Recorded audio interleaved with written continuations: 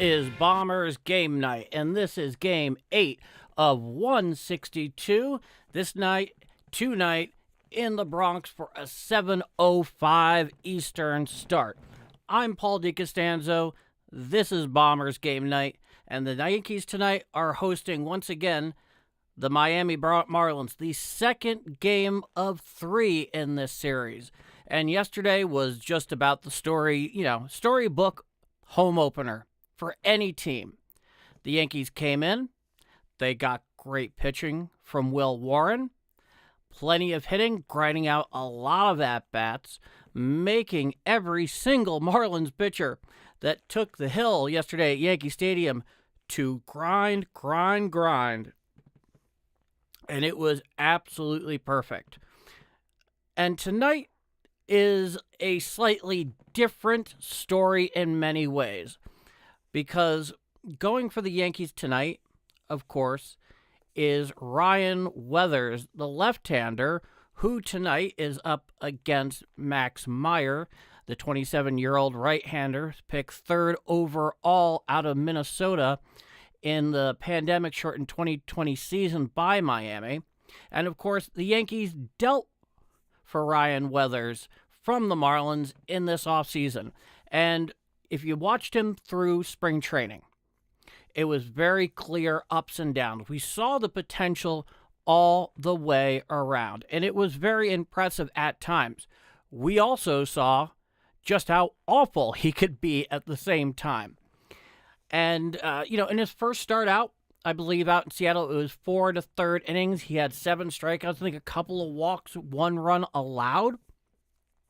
And pretty darn solid for a guy that the Yankees are really only thinking about in the larger picture in regards to the season overall as a candidate as a 5-starter, right? So we know what may or may not happen there, and there's a lot of question marks around him. And as far as Max Meyer is concerned going for Miami tonight, he's got stuff. A really plus slider complemented by an excellent two-seamer. He had some some show-me third pitches that are basically change up in one form or another. But even he, at 27 years old, with the expectations that he had being picked third overall, is still really trying to cement his place in the majors. He only has about 130-something professional innings in the big leagues himself. But what is undeniable is that right now, the Yankees are playing exceptionally well.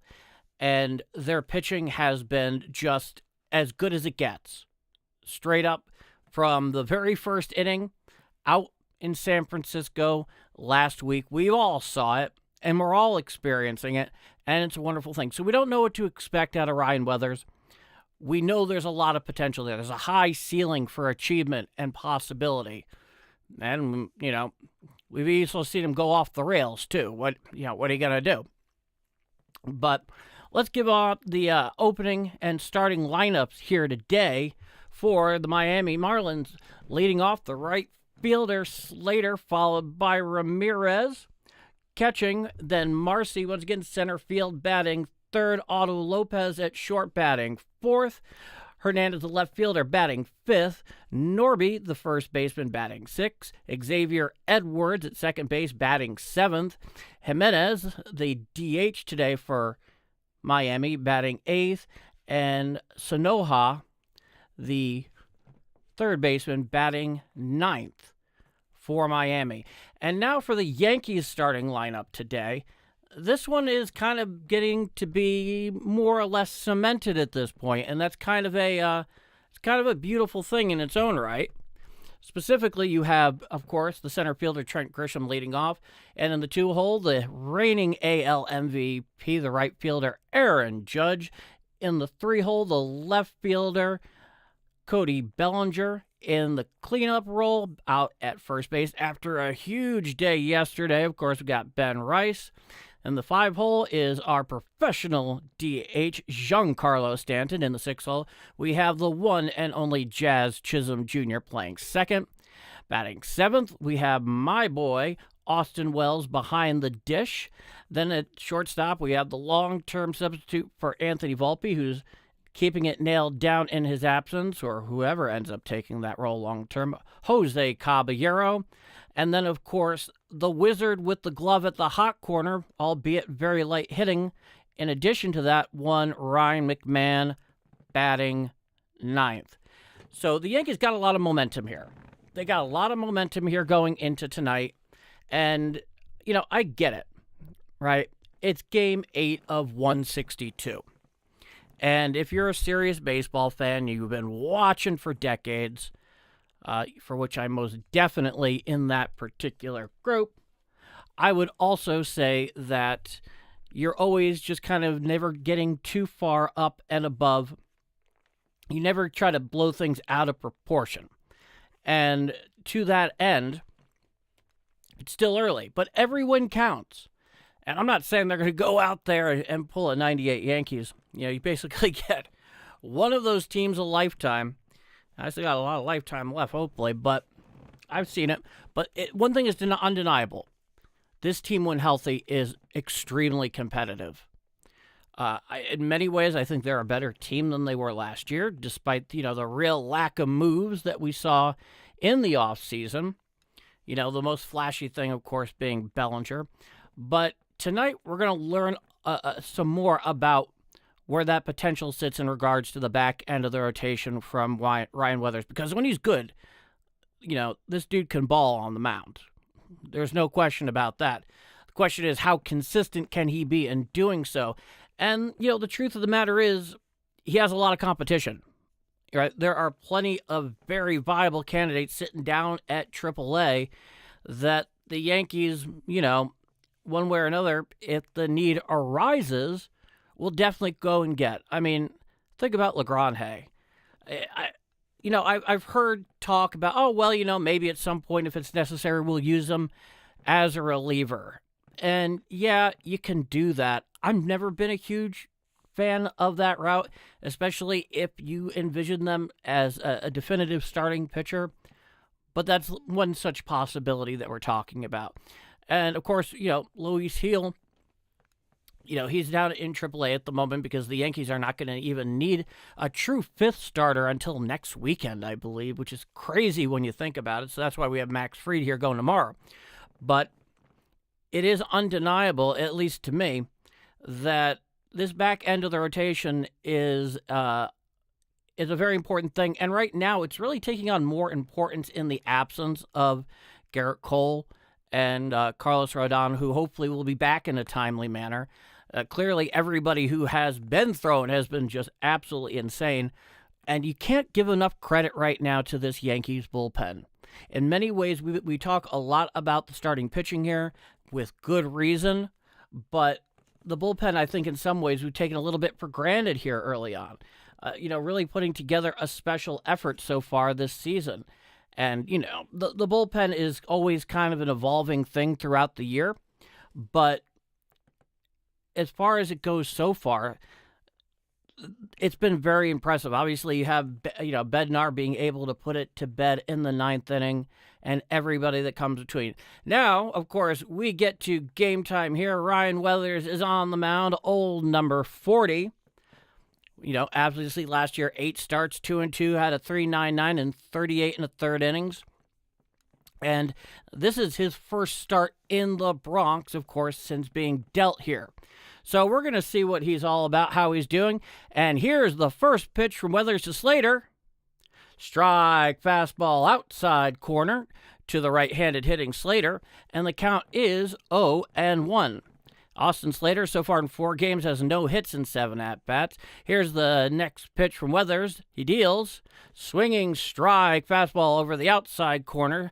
Did Slater swing right through it, 97 miles per hour from Ryan Weathers. And hopefully we're getting the good Weathers tonight. It looks like a beautiful night in the Bronx. This is definitely a game that I would love to be at if it were possible. So we have an 0-2 count here, top of the first inning. Weathers winds and deals the 0-2. Strike 3, fastball outside corner. He gets the punch, and that is the first out of the inning. So, really impressive quick start here. Out in the defensive, we have Bellinger in left, Grisham center, Judge in right, McMahon at short, McMahon at third, Caballero at short, Chisholm at second, Ben Rice at first, Austin Wells behind the dish, and of course Ryan Weathers on the mound. And the first pitch to Ramirez. Strike, outside corner. A sweeper at 82 miles per hour, and the count is 0-1. Augustin Ramirez, 211 so far this season. Ryan Weathers looks on in. He winds for the 0-1 pitch. Popped up and behind the plate and out of play. And the count is now 0-2. And Weathers at the moment is moving reasonably expeditious. You could definitely tell the wind is swirling at the stadium, and I'm kind of curious to see how that impacts the game. Here's the 0-2 pitch. Ball outside, changeup. Not particularly close, easily about 6 inches off the plate to the right-handed hitting Ramirez, and the count is now 1-2. And the 1-2 pitch from Weathers. Down and in and out of the zone, a changeup, and the count is even at 2-2. So we'll see how he attacks the strike zone. You know, this is a guy that has stuff where he can challenge you in the zone. Now, here's the 2-2 pitch. Well up and away, a wild pitch. Gets all the way to the advertisement behind home plate on the fly. Did that one from Ryan Weathers. It just got right by Austin Wells. It was almost cartoonish. Now, the count is 3-2. Weathers looks in. He winds and deals to Ramirez the pitch. And did he go? No, and he has taken first base, so Ryan Weathers issues a 1-out walk here in the top of the first inning. And, according to Ron Culpa, the decal, the graphic on the home plate umpire, Ron Culpa, is definitely not very complimentary. Ryan Weathers comes to the stretch, and he deals. Strike, fastball outside corner to the left-handed hitting Marcy, and the count is 0-1. Marcy so far 7 games, 115, no home runs, 2 RBIs, 431 OPS. Ryan Weathers looks on in. He comes set above the belt. From the stretch, he deals. Fastball outside, just missed to the left-handed hitting Marcy. The count is 1-1.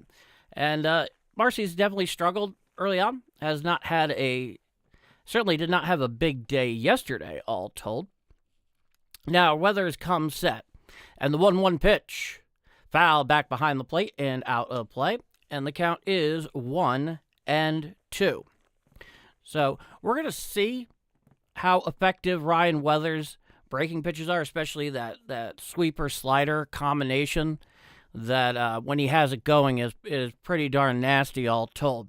So Ryan Weathers gets the sign from the stretch, and the 1-2 pitch, strike 3, swung right on through it, did Marcy, and that is the second out of the inning. So a pair of strikeouts broken up by a walk to Ramirez, and the Yankees now have 2 outs here in the top of the first inning with a runner on first. And up to the plate is the shortstop, the cleanup hitter, Otto Lopez, hitting .280 so far this season through 7 games, a home run, 2 RBIs. A very fine young player for Miami. Ryan Weathers looks in for the sign. He comes set at the stretch. And the pitch. Strike. Fastball outside corner. And the count is 0-1. So 14 pitches here so far for Ryan Weathers. You can definitely tell he's looking to get the feel for the mound and the ball at the moment. This is a long sleeve occasion out there in the ballpark in the Bronx, and time has been called. A little bit of clarification between the catcher, Austin Wells, and the home plate umpire. But we seem to have time resumed. Ryan Weathers looks in for the sign. Ramirez leads off first. Ryan Weathers comes set above the belt, and the 0-1 pitch. Strike, outside. Ball just missed on the outside corner. And the count is 1-1. A little bit of a late call there by the home plate umpire. So Ryan Weathers comes set, the 1-1 pitch. Swinging strike right over the top of that one, a sweeper at 82 miles per hour. That came in and landed really just, it had a perfect tilt on it. About 2/3 of the way through the plate, it looked like a fastball until it broke down and in. There was really nothing that he could do about it. Ryan Weathers comes set, the pitch. Fouled back behind the plate and out of play, and the count remains 1-2. When he gets the tilt on that slider sweeper, it complements his four-seamer so incredibly well because they look very similar until they're about 80% to the plate. Here's the pitch. Fly ball out to right field, charging in is Judge towards the line. Judge, and it falls in right in front of him next to the line. And the runners will advance, and will be runners on first and third, 2 out here, with the 2-out single by Otto Lopez. Yeah, that one just kind of got out and away from Aaron Judge. It was also kind of a jam shot fly ball, with Aaron Judge more shaded towards right center field than playing it straight away. If he had gotten it straight away, there's a chance he might have tracked it down. Now here's Herberto Hernandez, $133 this season, no home runs, 1 RBI. He is the left fielder today, hitting in the 5 spot. Ryan Weathers comes set at the belt, and the first pitch, ball, fastball inside to the right-handed hitting Hernandez, and the count is 1-0. So Weathers has definitely found himself in trouble early so far. Ryan Weathers comes set, and here's the 1-0 pitch. Strike, fastball inside corner, very similar to where the previous pitch that was called a ball, but them's the breaks, folks. Ryan Weathers looks in for the 1-1 count. We're here in the top of the first inning. No score. Runners on first and third. 2 out. Ryan Weathers comes set. Throws to first. Keeping him close over at first. And you can't blame him. There's definitely no napping in this league. A good stop and catch there by Ben Rice, because it was not a clean pickoff throw by any means. Luckily, Ben Rice was on top of that. Had he not been, most certainly the runner from third would have scored. So he comes set, the 1-1. Swinging strike right on through that one. The four-seam fastball on the outside corner clocked at 97 miles per hour from Ryan Weathers. And time is granted by the home plate umpire for Hernandez. The Yankee Stadium crowd is up early in this one. See if he can get out of trouble. Here's the 1-2 pitch. Jam foul behind the plate and out of play, and the count remains 1-2. So this is the kind of stuff, unfortunately, that seems to happen with some unfortunate consistency when it comes to Ryan Weathers.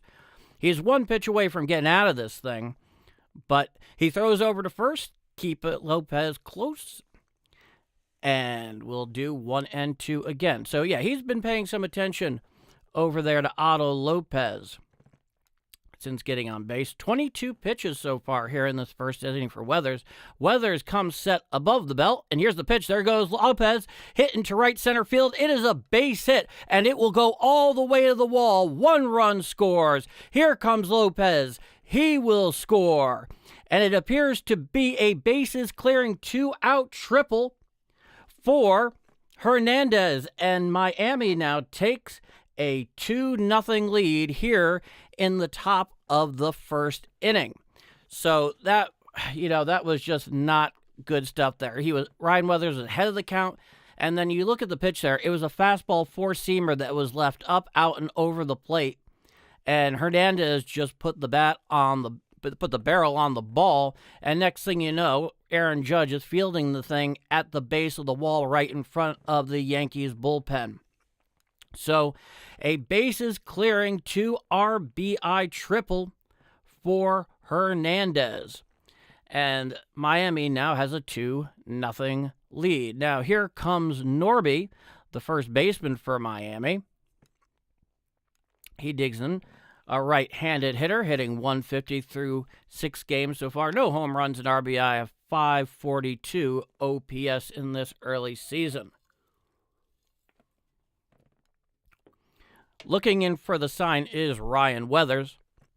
He comes set, and the first pitch to Norby looks like a sweeper down and in for a ball. The count is 1-0. And right now, he's already down to the 6 hitter so far today, and 24 pitches thrown so far by Weathers. Here's the pitch. Strike, fastball, four-seamer outside corner to Norby, 97 miles per hour, and the count is 1-1.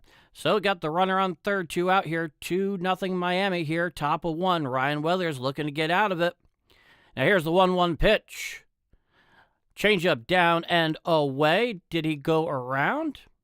He did not, and the count is now 2-1. And Ryan Weathers has yet to settle in. He has a couple, both outs are via strikeouts so far. But outside of that, he has not been terribly successful. He comes set at the belt in the 2-1 pitch. Changeup out of the zone and down and in, and the count is now 3-1. And, you know, he keeps going this way. It's going to be a short night for him and a long one for the Yankee bullpen, no doubt. Ryan Weathers looks in for the sign. He comes set at the stretch. The 3-1 pitch. Foul down the first base side and out of play. And the count is now 3-2.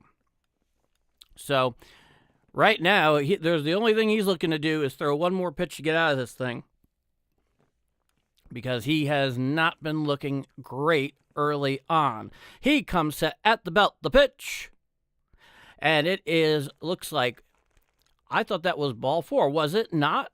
Was that not ball 4 on a 3-2 count? Apparently not. How annoying is that? Ryan Weathers looks in. He comes set at the belt, the 3-2. Foul back behind the plate and out of play, and the count remains 3-2.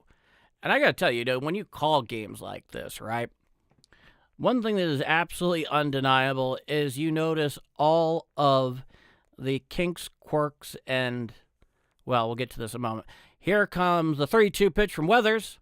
Grounded to the left side, fielded by McMahon, throws over to first across the diamond, just in time to get the third out of the inning. So Ryan Weathers manages to weather the storm, but looks like Miami is looking to get this thing reviewed. Let's take a look here. And no, they're calling him straight out. So Ryan Weathers finally gets out of that one. So 2 runs, couple of hits, and Miami now has a 2-0 lead after a half inning with the Yankees coming to bat. I'm Paul DiCostanzo, and this is Bombers Game Mike.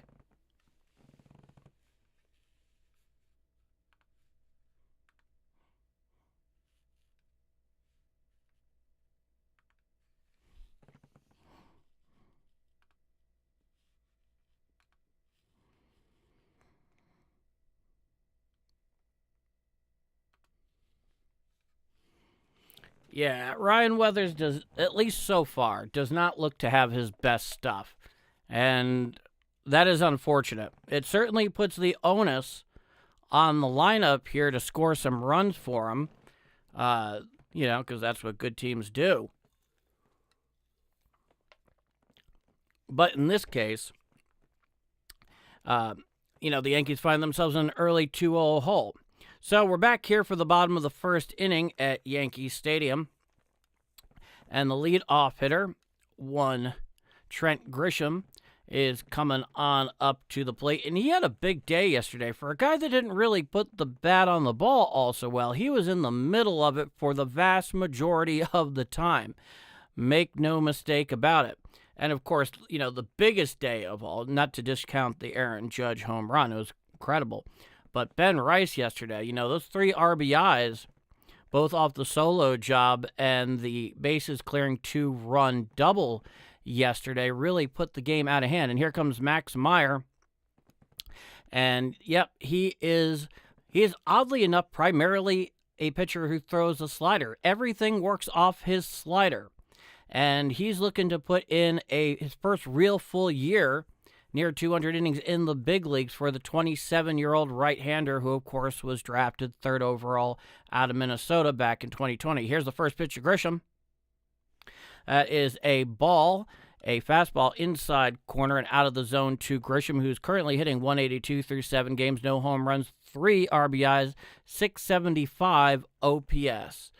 Myers looks in for the sign, and here's the 1-0 pitch. Strike, changeup down and into the left-handed hitting Trent Grisham. The count is 1-1. So, yeah, so far, not too bad for Trent Grisham. The numbers don't tell the whole story. Here's the 1-1 pitch. That is a slider down for a ball to the left-hander, and the count is now 2-1. Like, for example, he most certainly got an RBI yesterday after working in a very timely walk. Here's the 2-1 pitch. Down and in slider well out of the zone. And the count is now 3-1 to Trent Grisham, who, classic leadoff guy, you're just looking to get on base, even though we know the kind of power he certainly can have. And the 3-1. Swinging and foul down the first base side and out of play. Count is now 3-2. Correct that score bug there. Bottom of the first inning. Nobody out. 2-0 Miami here in the bottom of the first inning. Trent Grisham up. It's a full count. And Grisham digs back into the box.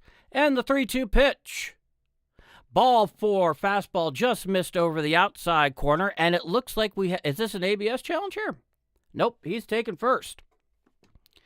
And the Yankees have a lead-off walk here in the bottom of the first inning.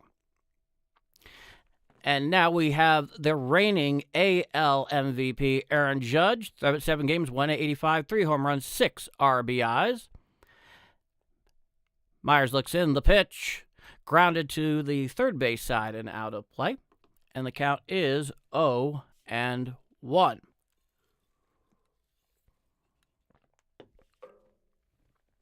It is that kind of night, folks. Plain and simple. So we have the 0-1 count. Myers looks in. He deals. And there's a fly ball deep to right there in front of the warning track. He hauls it in to make the catch for the first out of the inning. Right off the bat, that one looked like it could have been potentially a short porch round tripper. But not so. Here's the 3-hitter, the left-handed hitting left fielder, Cody Bellinger, hitting 280 on the season. No home runs nor an RBI yet, but the season is young. And Myers throws over to first, keeping Grisham close here. So 2-0 Marlins here, bottom of the first inning, 1 out, runner on first. The 3-hitter, Cody Bellinger, is at the plate. Myers comes set right at about the belt from the stretch. The pitch. Slider down and in and out of the zone. The count is 1-0. And as great a hitter as Cody Bellinger is, he has like this most lackadaisical looking swing sometimes, where it's obviously not lackadaisical, but he makes it look so smooth and easy, just like as if the bat were magnetically attracted to the damn ball. Looking in as Myers, here's the 1-0 pitch. Down and in for a ball, a changeup. The count is now 2-0. It's just a very easy swing with a lot of explosion right off the bat, to say the least. Myers looks in. He has the sign. And the 2-0. Grounded to the right side, fielded as the first baseman. He walks it over to first, and that will be the second out of the inning. Grisham advances to second on the play. So 2 outs here in the bottom of the first inning. Yankees now have a runner in scoring position with Trent Grisham making his way over to second on the doubler from Cody Bellinger. Now here's the first pitch to Ben Rice. Ball, changeup down and in. The count is 1-0 to the big righty. And yesterday, it was the Ben Rice show, especially from the 6th inning onwards. Really incredible. 409 so far this season. Few dingers. Really just, his power is remarkable. Myers comes set. He deals. Ball down and in a slider. And the count is 2-0. And it is weird watching a starter who works off of their slider as opposed to their fastball. Very counterintuitive for us baseball fans in many cases. It's a little bit of an oddity there. Myers comes set. Here's the 2-0 pitch. Slider down and in and out of the zone to the left-hander Rice, and the count is 3-0. And yeah, Yes is showing the replay from those pair of just enormous hits from Ben Rice yesterday. Myers comes set. And here's a 3-0 to Rice. Fastball strike up and in to Ben Rice on the inside corner, just underneath the belt. The count is now 3-1. So very much a hitter's count here with Giancarlo on deck. Now Myers deals. Strike, sinker, outside corner. Correction. No, sinker, outside corner. And the count is now full to Ben Rice. And, of course, Ben Rice is seeing if he can't just find one to drive at this point. Myers comes set. Here's the 3-2. Foul tap behind the plate and out of play. And we'll do it all again. So, after yesterday, you really do question the wisdom of Miami pitching inside to Ben Rice. I mean, he can turn on these pitches like no one's business. Myers comes set, full count. Here's the pitch. Strike 3. Down goes looking. Does Ben Rice. It looked like a sharp slider inside and at the knees, and that'll do it. So after one full at the stadium, 2-0 Miami. And this is Bombers Game Mic.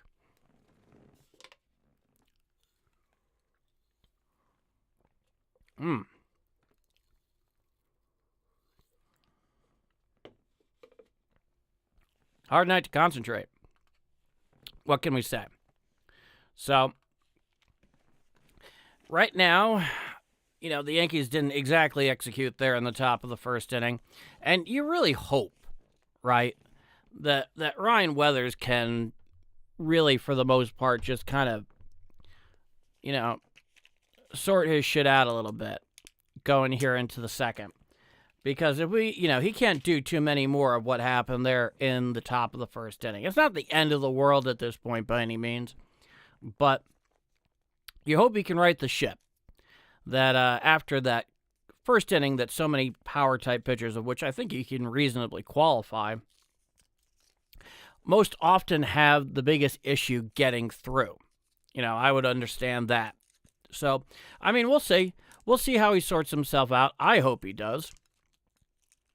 And certainly the Yankees do as well.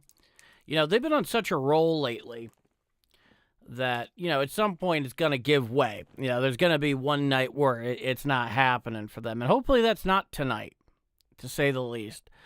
But we'll see, right? A lot of this is going to have to do with how Ryan Weathers comes out here and bounces back in the top of the second.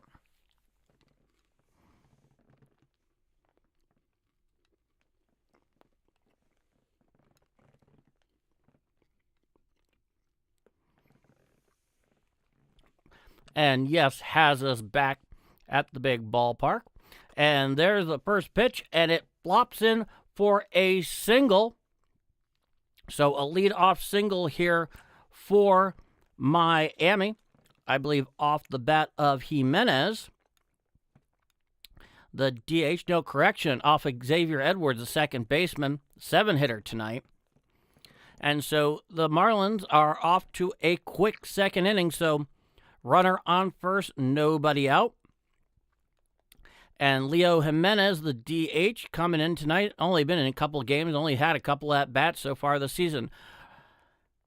And Edwards leads off first on the pitch from Weathers. Strike, fastball, outside corner.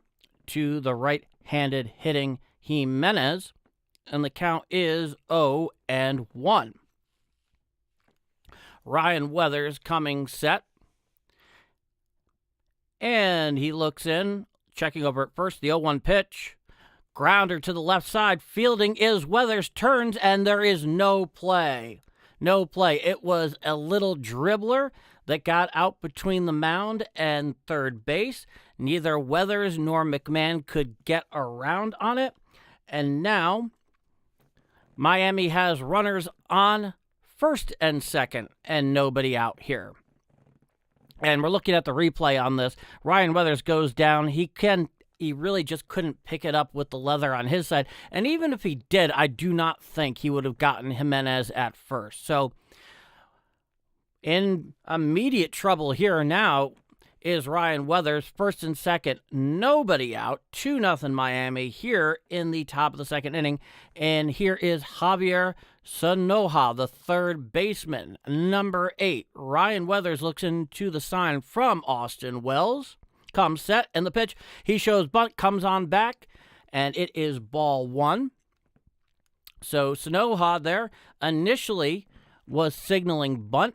Now, of course, Ben Rice and Ryan McMahon have come on in the infield about a couple of steps in on the grass. Here's the 1-0 pitch. He gives chase a bunt, pulls back out of the zone, and the count is now 2-0. So even though he faked bunt on these last two pitches, he pulled back in time, and both of them were high and out of the zone. So it's a 2-0 count here to Sanoja. Ryan Weathers comes set. The pitch, swinging strike, swung right on through a four-seam fastball on the inside half of the plate. Did Sanoja. The count is now 2-1. That's about the best thing that's happened to Ryan Weathers so far tonight. Ryan Weathers, once again, is looking in for the sign. Sanoja is initially showing bunt. He's kind of playing around with him. Here's the pitch. Well outside, a sinker out of the zone, and the count is now 3-1. And Ryan Weathers is one pitch here from loading the bases with nobody out. Not exactly the way you draw it up. Weathers comes set. The 3-1. Strike, fastball, outside corner, four-seam fastball. And the count is now full 3-2. So if Weathers can, at the very least, get this out without any more damage, he at least has hope. Now Weathers' 3-2 pitch. Grounded to the right side. Fielded is Chisholm. Throws to second, one. On to first. No go. He is safe at first. So Sanoja reaches first on the fielder's choice. Very nearly a double play, but no cigar. And that will be the first out of the inning. And it was a very close play. It was hit just a little too softly to really be able to turn it in time. Sanoja clearly has wheels. Caballero was right there. I mean, he picked up that throw from Chisholm when getting the out at second, and he was basically throwing as he was in the position of catching and then running in the transition. It was actually pretty impressive. Now, here's Slater for a second at bat tonight. Runners on first and third, one out. And the first pitch to Slater, changeup down in the dirt to the right-hander. The count is 1-0. So, well, the one thing at least you can say about it is it preserves at least the hope of a double play that could get you out of the inning. Count is 1-0 here on Slater. Ryan Weathers looks in for the sign from Austin Wells. He comes set. He deals well away and outside, a sinker outside the zone over the left-handed hitting batter's box, and the count is 2-0. His control ain't been great, folks. Through an inning and a third, he's already thrown 42 pitches so far. This is not a great sign, all told. He comes set. 2-0 to Slater. Fouled back right behind the plate. Just missed that one. Did Slater. I'll bet you dollars to donuts he probably would want that one back if he had the option.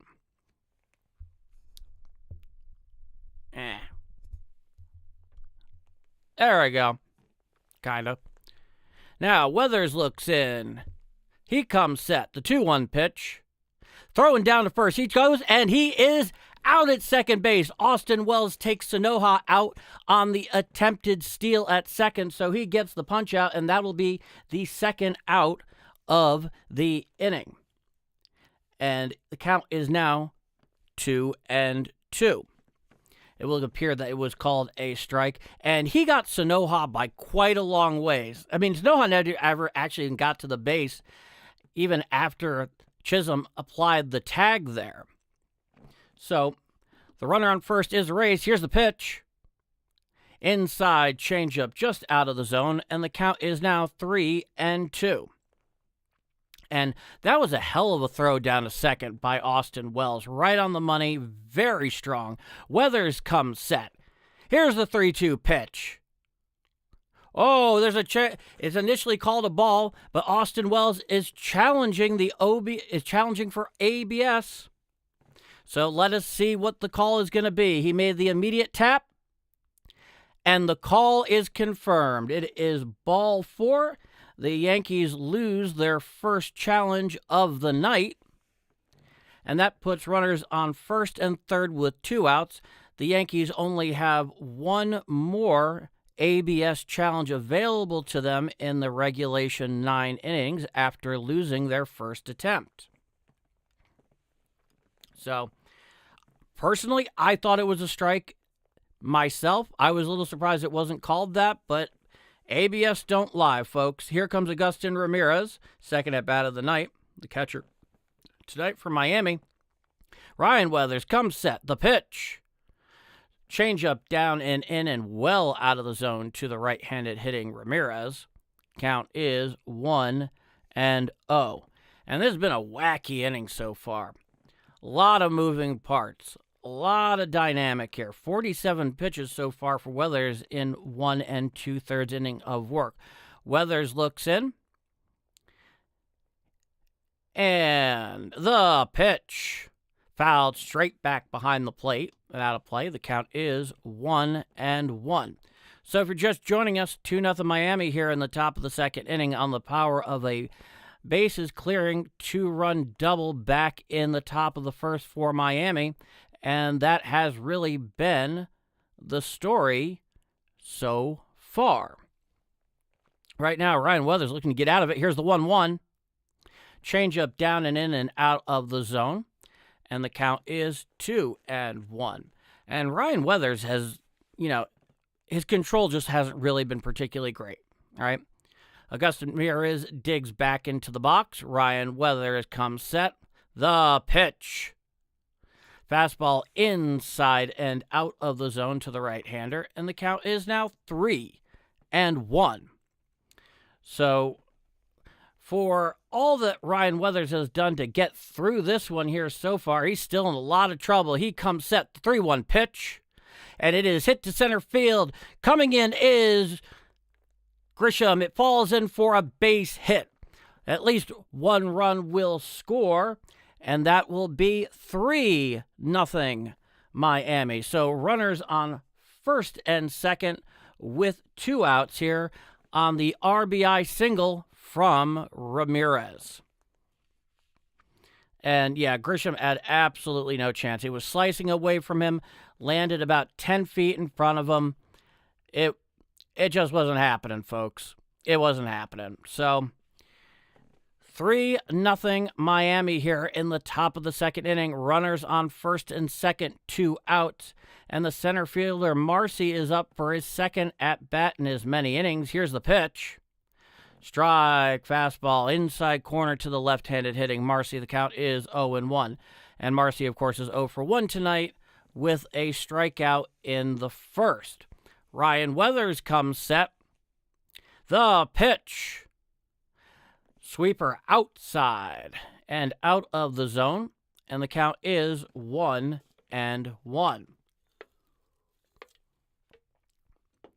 Long innings here for Ryan Weathers, who's not looking too long for tonight. He comes set to the left-handed Marcy, the 1-1.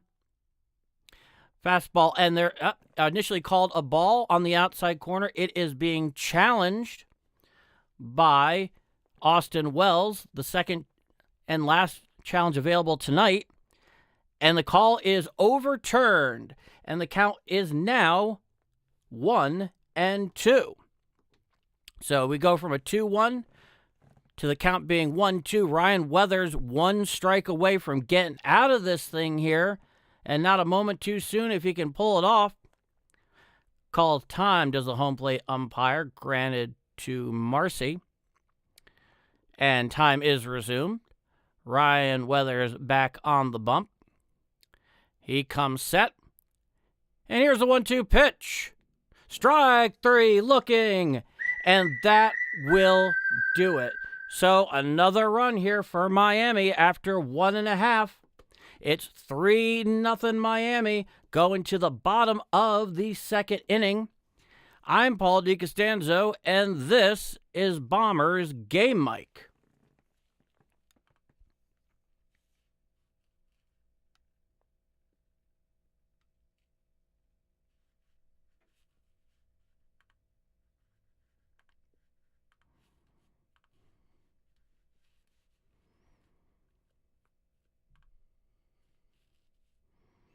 So, pretty much any sort of apprehension that we have at the moment regarding Ryan Weathers has definitely played out so far. I don't think there's any nice way of putting that at the moment. He's thrown, about 55, 56 pitches so far through 2 innings of work. 3 runs, all earned at this point. And he's not locating well. And everything he's throwing up there is just an absolute challenge every step of the way.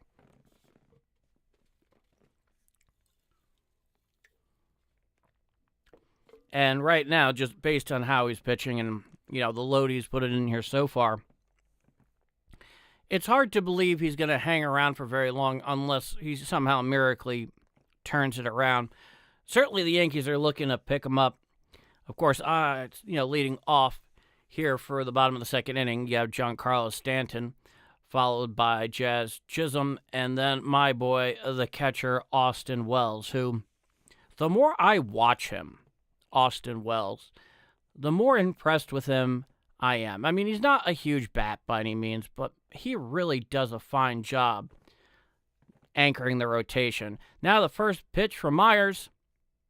Strike. Looks like a sinker down and into Giancarlo Stanton, who's batting .400 on the season with a home run and 4 RBIs, exactly 1,000 OPS. Not bad. Myers winds and deals. Swinging strike right on over the changeup down and away from the big right-hander. And the count is 0-2 here in the bottom of the second inning. 3-0 Miami. All Miami so far. Here's the pitch. Breaking ball sweeper down and away and well out of the zone. The count is 1-2. And for the most part, Giancarlo has had a fine start to the season, but we haven't seen a big swing from him in a few games. Here's the 1-2. Swinging strike 3 goes right on over the sweeper into the left-handed hitting batter's box. And that'll be the first out of the inning here in the bottom of the second inning. And we've seen a few at-bats like this so far over the last couple of games from Stanton, where he almost looks like he's pressing a little bit. His selection in terms of the stuff that he's going after ain't great. Here's Chisholm, the first pitch. Pops straight on up. Going under it is the shortstop, Otto Lopez. He calls for it. And that'll be the second out of the inning. So 1 pitch, 1 out here to Jazz Chisholm. And that'll be 2 outs here in the bottom of the second inning. And here comes the catcher, my boy, Austin Wells, batting .167, no home runs, no RBIs, .452 OPS so far through 6 games in this early season. Myers looks in for the sign. He winds and deals. Strike, fastball, right on over the plate to the left-handed hitting Wells, and the count is 0-1. So quick bottom of the second here so far for Myers, who's really moving along. Here's the 0-1. Slider down and in the dirt. count is 1-1 to Austin Wells. Myers looks in for the sign, coming from the full windup, and the pitch. Foul behind the plate and well out of play. And the count is 1-2 to Austin Wells. So right now, very efficient inning so far for Max Myers. He isn't complaining. He looks in. Catcher comes set behind the plate. The 1-2 pitch. Jam foul down the first base side and out of play. And the count remains 1-2. 27 pitches here so far in the early going for Max Myers through 1 2/3. He is one strike away from getting through this bottom of the second. Yeah, look at that. Yeah, he's got some pretty nasty stuff tonight, admittedly. You know, he's obviously working off that slider, which is an interesting quirk. Now, here's the 1-2 to Wells. Down and away, a slider out of the zone, and the count is 2-2. Digging back in as Wells. Looking in for the sign is Myers. He winds the 2-2. Tabbed foul down the first base side and out of play, and the count remains even. 2-2. Just that kind of night. Not quite yet locked in, are they? Time is granted by the home plate umpire at the request of Austin Wells. So, been quiet here, you know, with the exception of Trent Grisham getting on leadoff here in the bottom of the first inning. Here's the pitch. Hit to center field. And it drops in, fielded in front of the right fielder, and the Yankees now have a 2-out single by Austin Wells, their second base runner of the night. And yeah, that was a slider that just kind of hung just center, mid, right over the plate. Austin Wells knew exactly what to do with it, and the Yankees now have a runner on first with 2 outs here in the bottom of the second inning. How about that? Cool stuff. Now, stepping in is Caballero. Here's the pitch. Strike slider right down the middle of all things. The count is 0-1. Caballero, 167 this year, no home runs and an RBI, 397 OPS through 7 games. All starts for the utility infielder. Here's the 0-1. Check swing, did he go? And the home plate umpire says, yes, he did. So he went around on the check swing there. Oh, yeah, if he had actually made contact with it, it would have been a double. So the count is 0-2 here to Jose Caballero. 3-0 Miami with 2 outs here. Runner on first. Here's the pitch. Sweeper down and away and out of the zone to the right-handed hitting Caballero. The count is 1-2. And light hitting night, too, so far. Not much action for the Yankees offensively at this point. Myers comes set at the stretch. The 1-2 pitch. Down and away, a changeup. Well out of the zone, nearly in the dirt. And the count is 2-2. Runner on first, 2 outs here. 3-0 Miami. Myers comes set and throws to first, keeping Austin Wells close. He did not have a huge lead over there, but Max Myers is just reminding him that he hasn't forgotten him. So Caballero gets back into the box. Max Myers on the bump. Here's the 2-2. Swinging strike 3, and that will do it. So no runs on 1 hit. Nothing to show for it. We go to the top of the 3rd inning. 3-0 Miami. I'm Paul DiCostanzo, and this is Bombers Game Mike.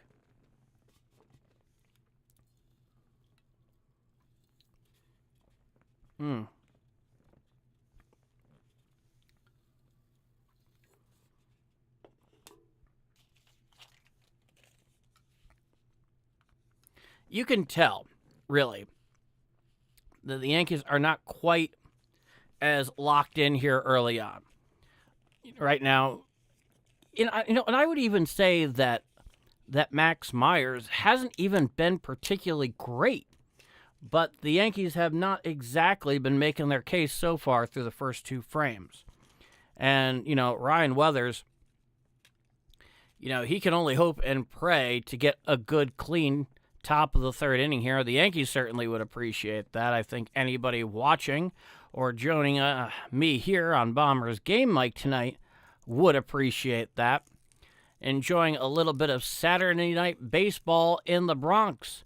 One of the more rare regular season Saturday night games at Yankee Stadium, which I particularly enjoy. Those are always a nice treat.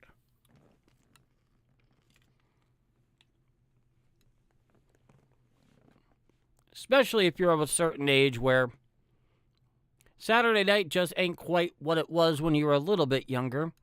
You're married, you're settled down, and having some baseball on, especially Yankee baseball, is a really fine thing.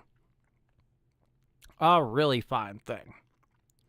And yeah, Ryan Weathers, back on the bump for his third inning of work. He's allowed 5 hits so far, 3 runs, all of them earned. Up to the plate is Otto Lopez, the shortstop. Here's the first pitch. Strike, sweeper, outside corner to Otto Lopez, who's 1 for 1, a single in the first, scored a run. The count is 0-1. Now, correction, it's a 1-0. Fouled and out of play. And the count is 1-1. I could have sworn he signaled strike on that. But you know what? That's just what it is. Ryan Weathers is back on the bump. And the 1-1 pitch. Strike, sweeper, outside corner. And really, it seems like the first time in forever tonight, Ryan Weathers is ahead on the count, 1-2. And he winds the 1-2 pitch. Fouled back and out of play. And the count remains 1-2. Ryan Weathers, 59 pitches, it would appear, so far in the early going. Certainly, Aaron Boone does not want to have to dig into his bullpen before the end of the fourth inning. And that's Ryan Weathers' job to get figured out. Now, here's the 1-2 pitch. Fly ball out to left center field. Calling for it is Bellinger. He's underneath it, and that'll be the first out of the inning. So, hey, we're all about that. A little bit of consistency, a little bit of commanding presence out there. Get a first easy out here. Coming up here is the right-handed hitter, Humberto Hernandez, the left fielder in the 5-hole tonight. And the first pitch, and that is a ball. Looks like a sweeper on the outside corner to the right-handed hitting Hernandez. The count is 1-0. And here's the 1-0 pitch. Fastball well up and away out of the zone to the right-hander. And the count is now 2-0. So this has been Ryan Weathers all night. He'll figure it out for a few pitches, get on through it, and then he just goes into a tizzy. The 2-0 pitch. Strike, 4-seam fastball outside corner, and the count is 2-1.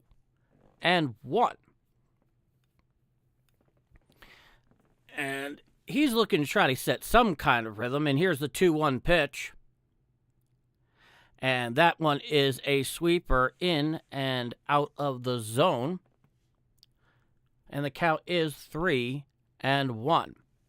So he's one ball away from putting Hernandez on first base here. And hopefully we're not in for another long inning, because so far they've all been long from Ryan Weathers. Little girl with the curl, folks. Now here's the 2-2 pitch. Fly ball out to right center field. Going back is Judge in front of the track, in front of the wall, and he hauls it in as he grabs it and comes up against the wall. An excellent play by Aaron Judge, saving at the very least a double, very likely a triple. He kept drifting on back. He jumped right up, and had he not caught it, it most certainly would have hit the StubHub advertisement right in front of the top of the wall in right center. He kind of crashes back into the digital advertisement there, but he seems to be okay, so that'll be the second out of the inning. Here's the pitch. Fly ball to right field, slicing towards the stands. That it's a foul ball. Words are hard tonight, folks. Words are hard tonight. The Yankees aren't quite locked in, and apparently neither am I. But really, no, that second out there, that catch by Aaron Judge was really just fantastic. And luckily, he's in one piece. Here's the 0-1 pitch. Swinging strike. Looked to be a fastball outside corner. And the count is now 0-2. And Ryan Weathers is one strike away from his best inning so far tonight. And he winds and deals to Norby the pitch. Punch out, strike 3. That'll do it. So 1, 2, 3 goes Miami. And Ryan Weathers finally puts together, this looks like it is a challenge. And the Marlins have successfully challenged that strike call. So the count is now 1-2. So we bring it back here.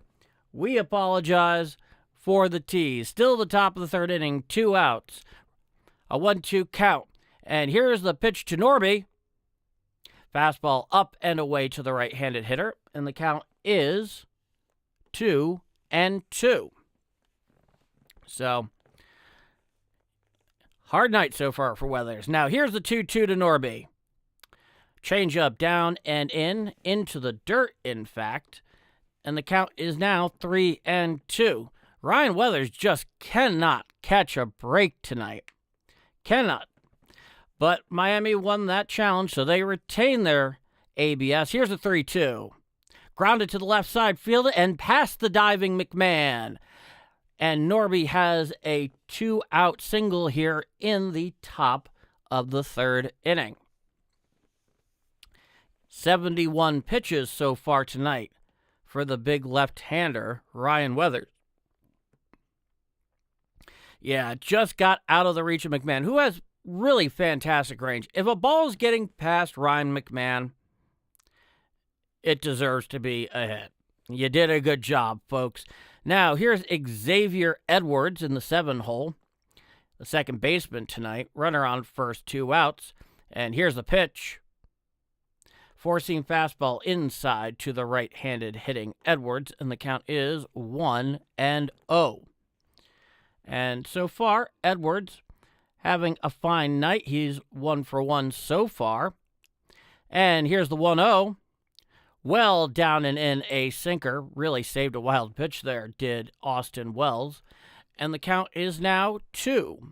And of course, Edwards has also scored one of the 3 Marlins runs here tonight. Weathers comes set. Here's the 2-0. Strike, four-seam fastball over the outside corner. And the count is 2-1. And one thing is for sure, Ryan Weathers has been pitching from behind almost the entire night. Very seldom have you seen him get out ahead of a hitter. And when he has definitely not exactly done the job in trying to get him put away. He looks in for the sign. Edwards is dug into the box. Weathers comes set above the belt. The 2-1. Fastball low and out of the zone. Four-seam fastball. And the count is 3-1 to Xavier Edwards. Ryan Weathers comes set. The pitch. Ball 4, fastball inside corner. And now the Marlins have runners on first and second and 2 outs here. And here comes the pitching coach looking to try to calm down Ryan Weathers a bit, who has 76 pitches so far. In many ways, the damage should in many ways be a lot worse than it actually is, but that ain't saying much here tonight. They're just looking to calm him down. They're not looking to go to the bullpen this early. And, because that could tax the bullpen for days. And if they do bring somebody in, it's going to definitely be one of those long relief things. The one thing you can at the very least say, so long as this thing really doesn't get out of hand here, is that the Yankees are more than capable of coming back and more than supporting just a 3 spot. So, Paul Blackburn, the right-hander, is up in the Yankee pen. Now he's getting loose. Ryan Weathers comes set for Jimenez at the dish. Here's the first pitch. Fouled back behind the plate and out of play. Count is 0-1. And I know Paul Blackburn has not always been a Yankee favorite, but right now he's a fine body. Leo Jimenez 1 for 1 tonight, a single in the second. Their DH this evening. Ryan Weathers comes set. Here's the 0-1. Fastball inside to the right-handed hitting Jimenez. And the count is 1-1. So we have runners on first and second, 2 outs. 3-0 Miami here in the top of the third inning. Ryan Weathers having a real struggle tonight. Here's the 1-1 pitch. Fouled back behind the plate and out of play. A 4-seam fastball brought in at 96 miles per hour. And Ryan Weathers is amazingly now ahead in the count, 1-2. And the Yankee Stadium fans, they just want this to end here. Ryan Weathers comes set. The 1-2 pitch in the dirt, bounce in front of the plate. A nice stop there by Austin Wells, saving a wild pitch. And the count is now 2-2.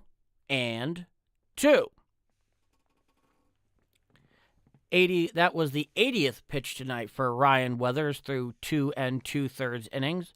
He comes set above the belt. Here's a 2-2 pitch.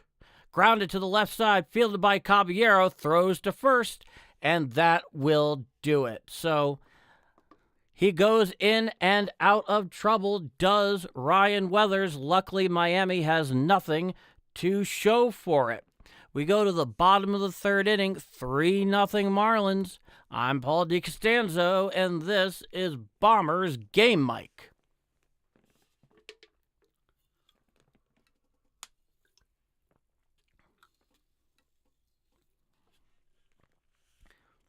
Yeah, this is a night that, while I might be caffing up, definitely a night that, so far, where booze would be more appropriate. But what you going to do, folks? We go here to the bottom of the third inning, 3-0 Miami. Ryan Weathers has been, Ryan Weathers. Not great stuff tonight. And obviously the Yankees had Paul Blackburn up, getting loose there towards the end of the top of the third. And so far, unless Ryan Weathers turns it around big time, I can't imagine that he has more than one more inning in him. And we'll see what Aaron Boone decides to do when we get to the top of the fourth inning. But it has not been impressive so far for Ryan Weathers. And the Yankees are going to really have to pick up their bats here and get it figured out offensively, get back into this game. Even though the pitching is certainly not exactly done right by the offense so far. But you know what? Them's the breaks, folks. Them's the breaks. And that's okay. Here we are. This is what we're doing. This is Saturday Night Baseball here on Bombers Game Mic, and we're lucky to have it. So we head to the bottom of the third inning, 3-0 Miami, and coming on up to bat is Ryan McMahon, the third baseman. This is going to be his first at-bat of the night against Max Myers, the right-hander who has done fairly well through the first 2 innings of work. Ryan McMahon is in the box, and the first pitch from Myers. Strike, fastball over the inside corner. The count is 0-1. Ryan McMahon is batting .059 on the season. No home runs, 2 RBIs through 7 games. We're not playing him for his bats, folks. Here's the 0-1. Strike, 4-seam fastball over the inside corner at about the knees. And the count is now 0-2. So we'll see what Aaron Boone does here. Hard to know what his choice is going to be if he wants to go to Blackburn there for the top of the fourth. Myers looks in, and the 0-2 pitch. Grounded to the right side. Fielded is the shortstop. He boots it, but throws to first, not nearly in time. Ryan McMahon gets to first there on what I think will probably be scored an error on the part of Lopez. So the Yankees have the leadoff man on. Yeah, I would think Lopez, given where he was shaded, probably should have made that particular play. But runner on first, nobody out. Here comes Trent Grisham, who walked back in the first inning. From the stretch is Myers. Here's the first pitch. Strike, changeup, outside corner to the left-handed hitting Grisham. Count is 0-1. Hopefully the Yankees have a little something cooking here in the top of the third inning. We shall see. We shall see. Bring some more life into this game here on Saturday night. From the stretch, the pitch. Just outside, a slider to Trent Grisham. Count is 1-1. Trent Grisham, like I said, the numbers so far here this season haven't told the whole story with him because he's definitely been making things happen, whether there's contact or not. Here's the 1-1. He bluffs bunt, but brings it back. The pitch is down and in for a ball, and the count is 2-1. Aaron Judge sits on deck. Bellinger is in the hole. Ryan McMahon leads off first. Myers comes set below the belt. The pitch. And called a ball down and in for the four-seamer, but it looks like there's an ABS challenge here. Let us see what happens. And the Marlins have successfully challenged the pitch. The count is now 2-2. Counts 2-2, runner on first. Nobody out here. 3-0 Marlins in the bottom of the third inning. Time has been granted by the home plate umpire. And time has resumed. Trent Grisham digs back into the box. Myers looks in. He comes to the stretch. Throws to first, keeping Ryan McMahon close over there, who has not really taken a particularly audacious lead, but you can't forget that he's there. Can't forget that he's there. Digging back into the box is Grisham. And here's the 2-2. Foul down the third base side and out of play. Count remains 2-2.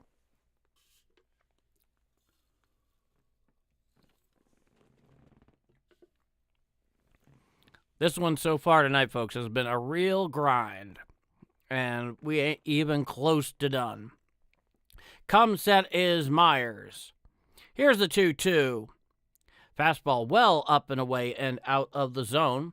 And the count is full 3-2. 3-2 count here. 4-1 Trent Grisham. And it looks like there's going to be a change of baseball at the request of Max Myers. And that is one very bright red bushy beard on the part of Max Myers. He comes to the stretch. Here's a 3-2 to Grisham. Ball four, nowhere close. A sweeper down and in. And the Yankees have runners on first and second. And nobody out. And here comes the right fielder, the Yankee captain, Aaron Judge, who's 0 for 1 tonight with a flyout. Batting .179 on the season, 3 home runs, 6 RBIs, 758 OPS. And boy, wouldn't the Yankees like him to run into one right now? 45 pitches so far tonight for Myers through 2+ innings of work. The Yankees finally have something cooking here. Runners on first and second, nobody out. And here's the first pitch to Judge. Sweeper, strike, outside corner. And the count is 0-1. And no question that Aaron Judge is certainly looking for his pitch here. To the stretch goes Myers. And he deals. Strike, sinker, down and in to the big right-hander. And the count is now quickly 0-2. And they're getting the side view from yes. Yeah, that was a strike. No argument there. Myers comes set below the belt. The 0-2 to Judge.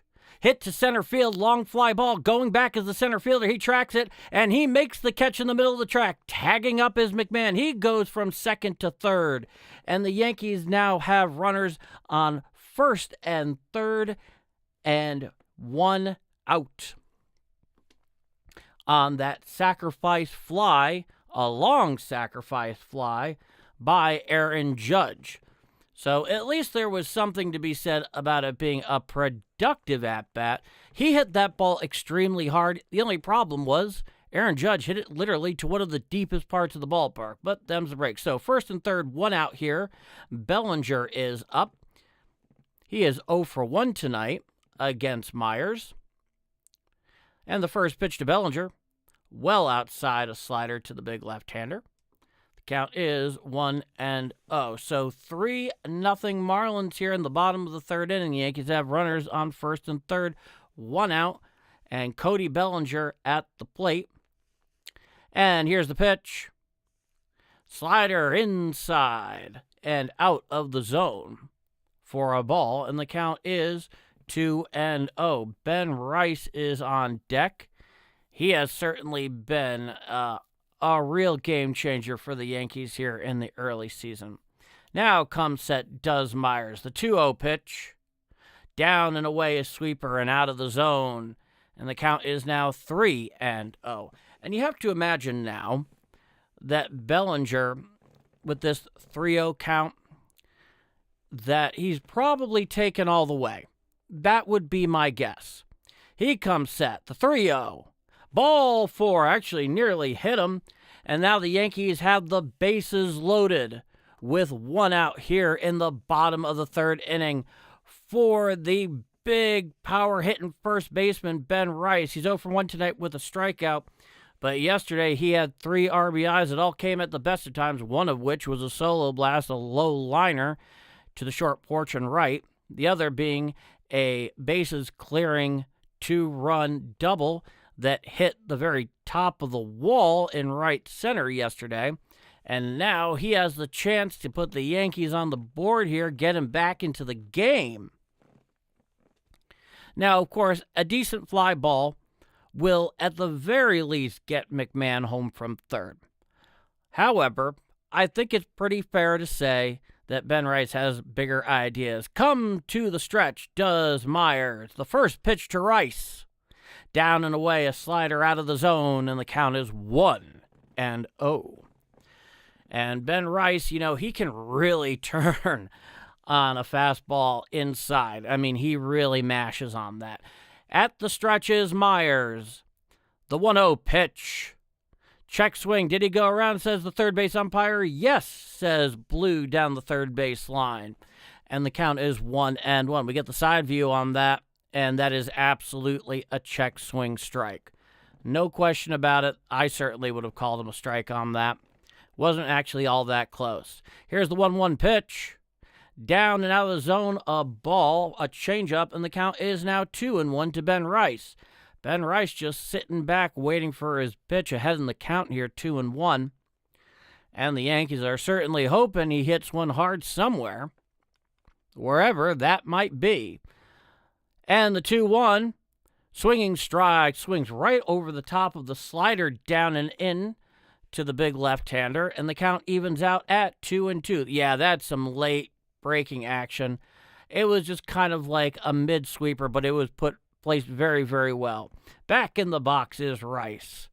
Come set is Myers, the 2-2. Swinging strike 3, swings right over the top of a very similar pitch to the previous one, and that'll be the second out of the inning here in the bottom of the third. So now it's up to Giancarlo Stanton with 2 outs here and the bases loaded. The Yankees are really hoping, of course, that they do not miss an opportunity here as golden as the one they have been presented so far. We shall see. The first pitch to Giancarlo Stanton is a ball. Slider down and well away and out of the zone. Stanton 0 for 1 with a strikeout back in the second. Myers comes set. He gets his foot back on the rubber looking for the sign. Closed stance is Stanton. The pitch. Check swing, checks down to first. No swing, says Blue down the first base side. And the count is 2-0. So Stanton right now, he's definitely loading up, looking for his pitch to hit. Looking in is Myers. He comes set. And the pitch. Fastball sinker well inside and outside of the zone. And the count is now 3-0. And if you're Stanton, are you taking all the way right now? Unless you think you're absolutely getting your pitch, I would imagine he probably does, but let us see. He comes set, the 3-0. Strike on the outside corner. A slider, and the count is 3-1. And Stanton right now is in the pure hitters count. Coming set is Myers from the bump. 3-1 pitch. Popped right up behind home plate. Going after it is the catcher. He's underneath it, and he makes the catch. And that will do it. So the Yankees strand bases loaded and 1 out and have nothing to show for it. We go to the top of the 4th inning, 3-0 Miami. And we'll be back after a moment. I'm Paul DiCostanzo, and this is Bombers Game Mic. Oh, what a missed opportunity. What a missed opportunity. Very disappointing. What can I say? Very disappointing. But what are you going to do, right?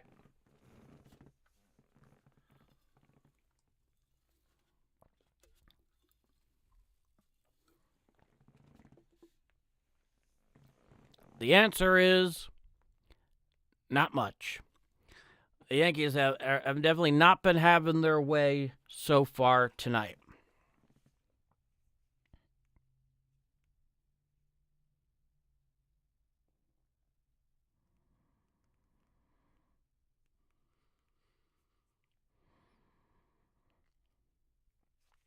And really, it's actually been a fairly long 3 innings so far. Just, the Marlins obviously just grinding out Ryan Weathers. And the Yankees missing their opportunity there in the bottom of the 3rd. Not been an easy watch so far. Not been an easy watch. But at some point, the Yankees they're going to break through. If you get them up there long enough, they'll break through. Excuse me. I'm curious to see what they end up doing here in regards to Ryan Weathers. I mean, I think it would be rather ideal if, at the very least, he can get them through 4 innings.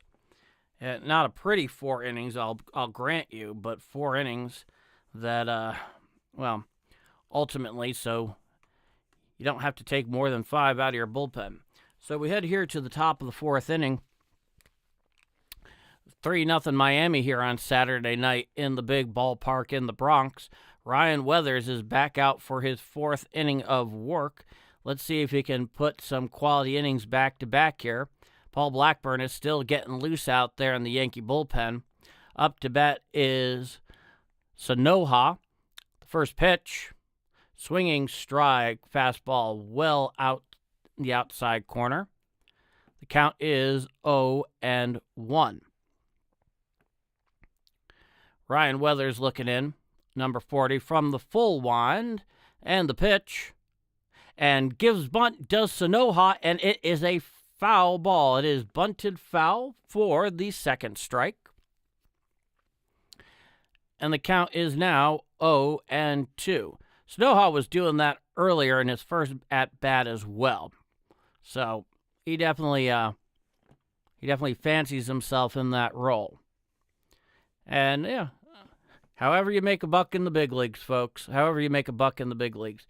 Ryan Weathers has him ahead 0-2. And here is the 0-2 pitch. Swinging strike 3 is Sanoha. And that'll be the first out here in the top of the 4th inning. So A good start here in the top of the fourth for Ryan Weathers. It looked like that was a sweeper down and into the light hitting Sanoha. Swung right over the top of that thing. Had some wonderful tilt on it. When Ryan Weathers has thrown that well tonight, nobody has been close to it. Now, here's Slater for his third at-bat of the evening. The first pitch. Strike, sweeper, outside corner. Counts 0-1. Austin Slater 0 for 1 with a walk in the second inning. Doesn't have a hit so far this year. The 0-1 pitch. Ball changeup inside to the right-handed hitting Slater. And the count is 1-1 with one out here in the top of the fourth inning. Now the 1-1 from Weathers. In the dirt, changeup and well out of the zone. The count is 2-1.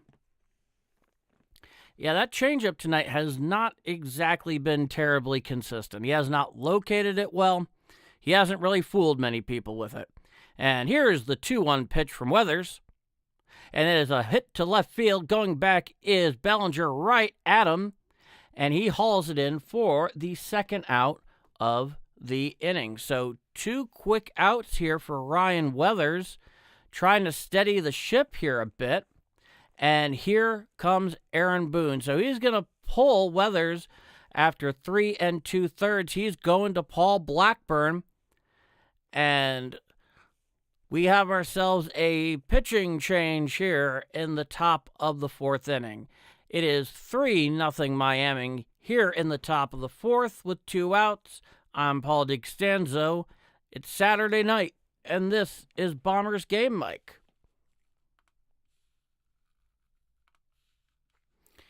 Yeah, Bombers Game Mike on a Saturday night.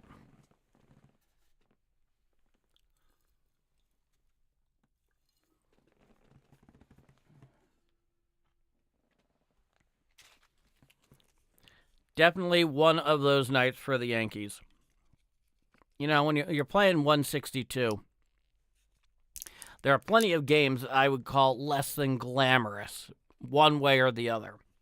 So far, that has very much been what the Yankees have dealt with here with the start from Ryan Weathers, who, given all the trouble that he was in, and as much as he really had to grind, in reality, it could be a lot worse than 3-0 at the moment. I know Paul Blackburn is not exactly every Yankee fan's favorite, but right now he is the warm body that throws with his right arm that the Yankees need to come through to keep Miami exactly where they are, give them a chance to get back in this game with their bats.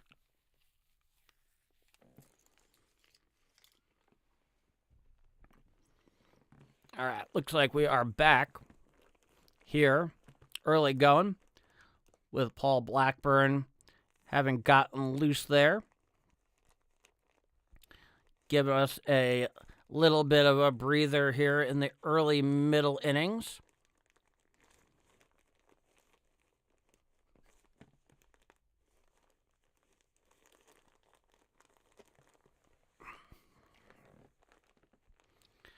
Yeah, there's nothing like watching old highlights that look like old highlights when you were a kid, and now they look like old highlights to you, even though you saw them. Here's the first pitch from Blackburn. Strike, cutter, outside quarter to Ramirez, and the count is 0-1. In 15 games last year, Blackburn with a 6.23 ERA. He comes, the 0-1, foul down the first base side and out of play to Ramirez, and the count is now quickly 0-2. Definitely the way to be. Yeah, Mark Hutton, how about that? Adelaide, Australia, 1996 champion with the Yankees. Here's the 0-2. Grounded to the left side, charging in is McMahon. Fields with his gloves, fired to first, and it is wide, and the runner, Ramirez, is safe. So it looks like we got a 2-out infield single by Ramirez for Miami. And that will bring up the left-handed hitting Marcy, the center fielder tonight. He just dribbled that thing down the third baseline. McMahon was played playing it well back. He never really had a chance. So runner on first, 2 outs. Paul Blackburn come the set to Marcy, throws to first, keeping him over there. Nice and true and honest. Marcy so far tonight is 0 for 2 against Ryan Weathers. Blackburn comes set from the stretch. The pitch fouled straight back and off the mask of the home plate umpire, and that did not look pretty, folks. He seems to be all right. He's shaking off. He's a pro behind the plate there. But, hey, if you've ever worn a catcher's mask and had a ball foul tipped off it, it's a memorable experience. It's what we like to call character forming back in the day. Oh, that's just not fun. But that's why we have the technology. Stepping back in is Marcy. Back on the bump is Blackburn. He looks into Austin Wells. And the pitch. Sinker well up and away and out of the zone, and the count is 1-1. And Blackburn really looking to turn a corner in his career, especially after his poor performance last year. He comes set, the 1-1. Strike cutter outside corner to the left-handed hitting Marcy, and the count is now 1-2. So 3-0 Marlins here in the top of the 4th inning, 2 outs with a runner on first. Marcy's up the plate. It's a 1-2 count. Paul Blackburn on the mound in relief of Ryan Weathers. Here's the 1-2. And it's a fly ball to shallow left, and it falls in for a base hit. Fielding is Bellinger. He throws into third, and it gets past the third baseman, rolls around, and he will score the 4th out of the inning. To third is Marcy, and that will be 4-0 Miami. And this has just not been pretty at all. It was a terrible throw from Bellinger out there, who quite simply, had he just fielded the ball and just flat out just hit the cutoff man there. It was a wide throw from third. It got back there. Austin Wells didn't pick it up until it was right behind the Yankee logo behind home plate. And before you knew it, Marcy was over on third. So the Marlins have a runner on third, 2 out, with a run in here. Otto Lopez, the shortstop, and the home plate umpire seems to be ailing a bit here, I think. But let's find out exactly what's going on. Yeah, the Yankee trainer's going and checking out the home plate umpire after taking that one off the mask a couple of pitches ago. It's hard to say exactly what they plan to do, but they're obviously giving him some proper attention. Yeah. Let's see. And, of course, we're getting replays of that wild throw to third by Bellinger that allowed the run to score. So the Yankees have not played well tonight. They've been sloppy. The pitching has been bad. They haven't been getting timely hitting here so far. We'll see what ends up happening. And they're still out there checking out the home plate umpire. And it seems like he really did get his bell rung off that foul ball to the mask. And just because you have a mask there does not necessarily mean that, you are... Yeah, he got it flush right there, right towards the opening of the mask. Many, many moons ago, I umpired in, youth baseball, and I've taken balls like that off the mask. And some of them, quite frankly, you take to some better than others. But are they taking him out of the game? And yes, it looks like the home plate umpire is being relieved of duty due to injury due to the foul tip off the mask there. And they're going to be adjusting on the fly. So I don't know. I think they usually do have a 5-man crew. So that way they can get a periodic day of rest as well as a backup. So we'll see. This is one of those weird times in baseball where we're actually having the home plate umpire getting the hook, unfortunately, due to injuries. So,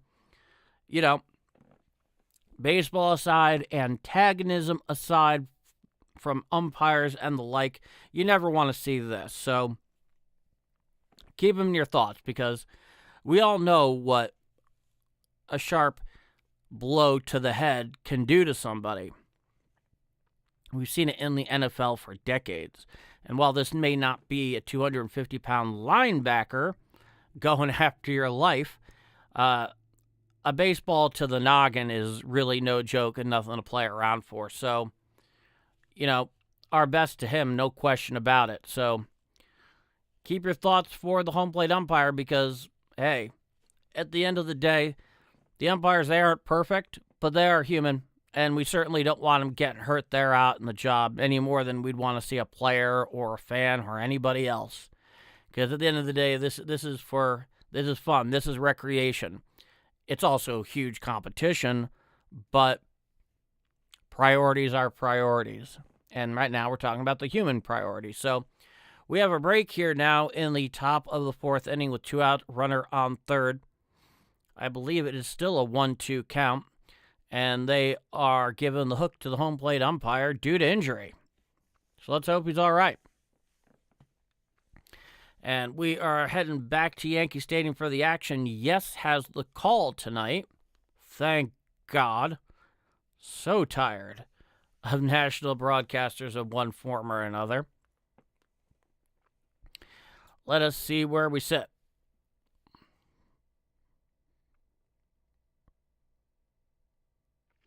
Yeah, it looks like the replacement umpire is just taking some time getting suited up. Take them a minute or two. I mean, these guys are pros. They know what they're up to. They know they're always on call. So, a little bit of twiddling of the thumbs here as we wait for play to resume.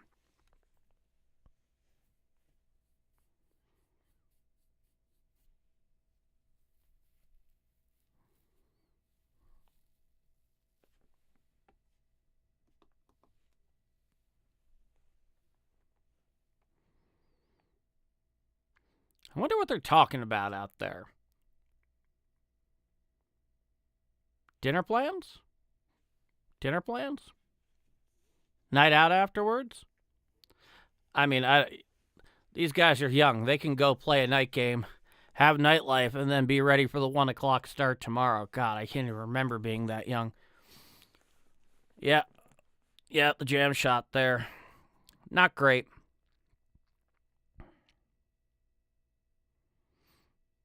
This has been anything but a crisp game so far.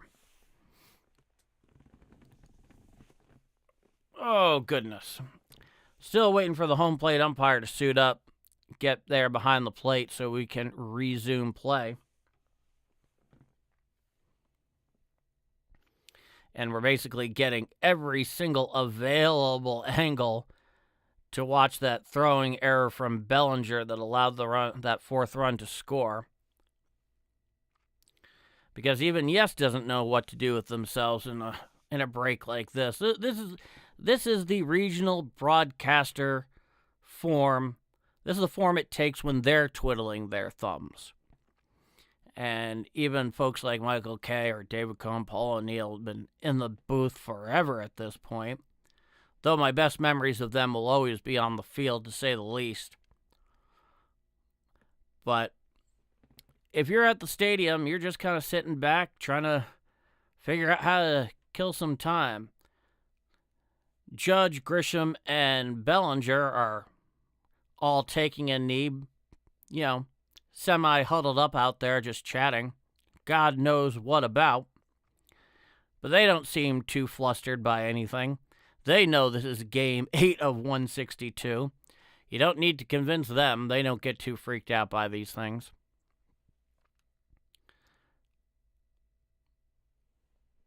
And Yankee hockey jersey night against Kansas City Friday, April 17th at 7:05 at the stadium. Well, that might be worth going to. First 18,000 fans. When I was a kid going to the stadium, right? They had this terrible blind spot with giveaways where you either had to be 14 or younger or 21 and over. But if you were from age 15 to 20, you are SOL. I missed so many really, really good giveaways because I was between the age of 15 and 20 attending a ball game. it's New York, so you can try to play a fast one on them, and they won't give you too much grief. But I remember those days. Those are hard days, folks. When you go to the ballpark age 15 to 20 and you're on your own buck, give away something nice every once in a while for that demographic. Christ's sake. And we are still waiting the home plate umpire.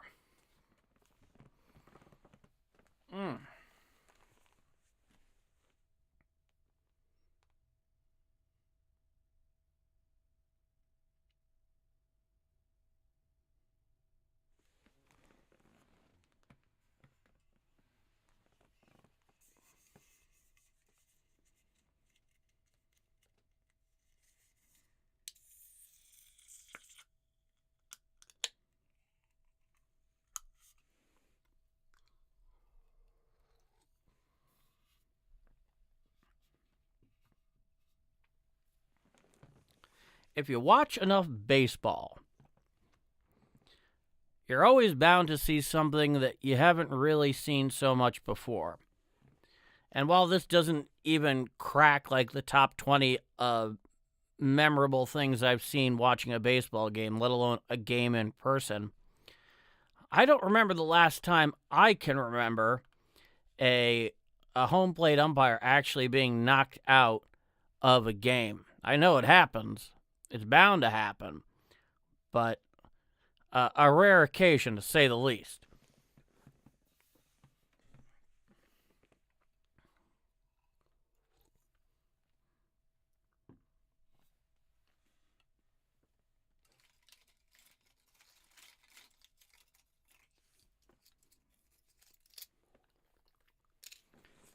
All right, we finally have our relief umpire.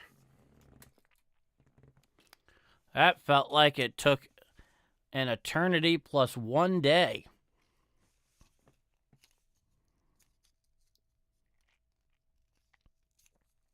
So if you're just joining me here, it's the top of the fourth inning, 4-0 Marlins.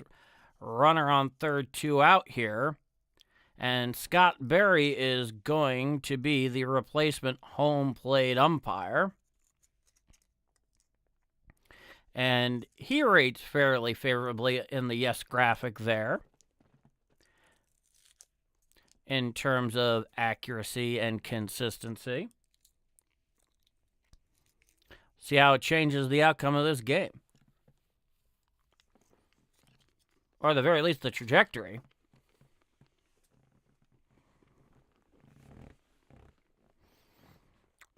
And Judge and Bellinger are coming back in there from the outfield. They went out into the bullpen just to kill some time. We know what they were doing in there. We all know what they were doing in there with all that time. Paul Blackburn, of course, is back on the mound. And yeah, Trent Grisham not too far behind him, coming out from the same place in the Yankee bullpen.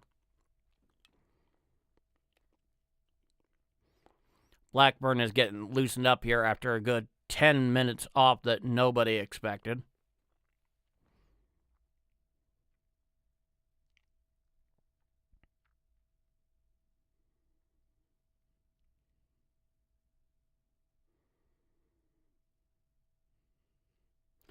Getting loosened up, getting back into position here in the top of the fourth inning. Interminable.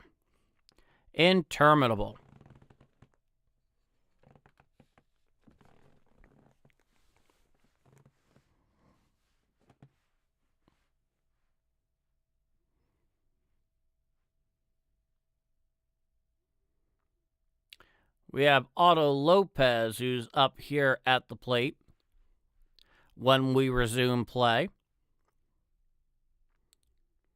And it looks like we're finally here, folks. Otto Lopez, 1 for 2 tonight, a single back in the first, run scored, 296 this year, the home run. Runner on third, 2 outs here in the top of the fourth inning, 4-0 Miami. Paul Blackburn is in the game on the mound in relief of Ryan Weathers. Blackburn comes set. And the first pitch to Otto Lopez. There's a strike, fastball inside corner. Technically a sinker at 92 miles an hour. The count is 0-1.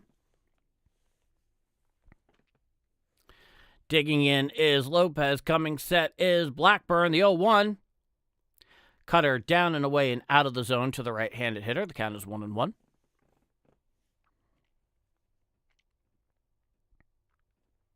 Looking in for the sign.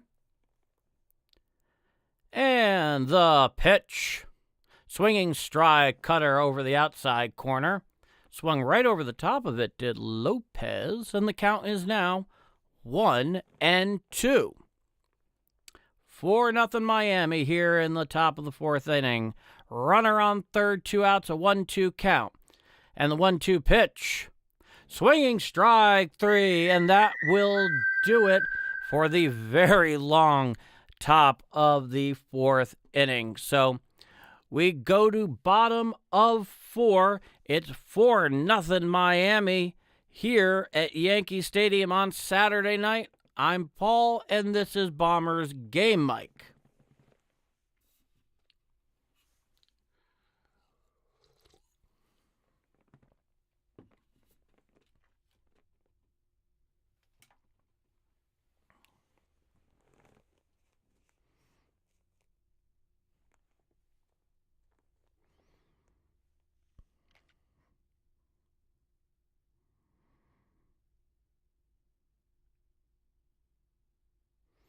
Nothing like getting commercials for the view when watching a Yankee game on a Saturday night.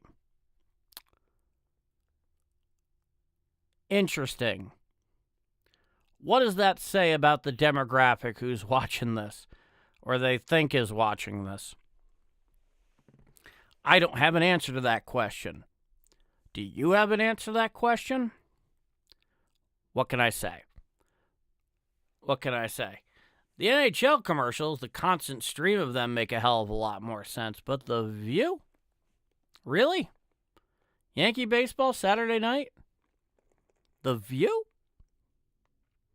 Nah. Oh, boy. What a time to be alive.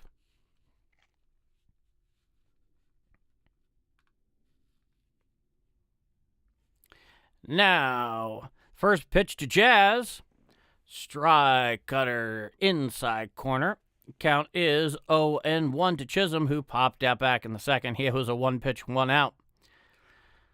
Max Meyer from the line. The pitch. Bunting is Jazz Chisholm out in front of the plate. Throws to first in time. Lopez, the catcher, got right out on top of that and got right down to first. Directly on top of that thing, and that is one quick out here in the bottom of the fourth inning for the Yankees. Jazz Chisholm has not made much of an impact tonight. In fact, I believe he's seen a total of 3 pitches. Now here comes my boy Austin Wells. First pitch from Myers. Check swing. What does the third base umpire says? He said he went around, and that's a strike, and the count is 0-1. 1 for 1 tonight is Wells, a single back in the second. 211 on the year, no home runs, no overdrives, 529 OPS. Myers comes set. The witch, swinging strike, swung right over the top of a slider down and in, did the lefty hitting Austin Wells. And the count is now 0-2. And Myers has done pretty effective work tonight. 66 pitches so far through 3 1/3 innings of work. And time has been granted. Looking for some clarification down there of some sort.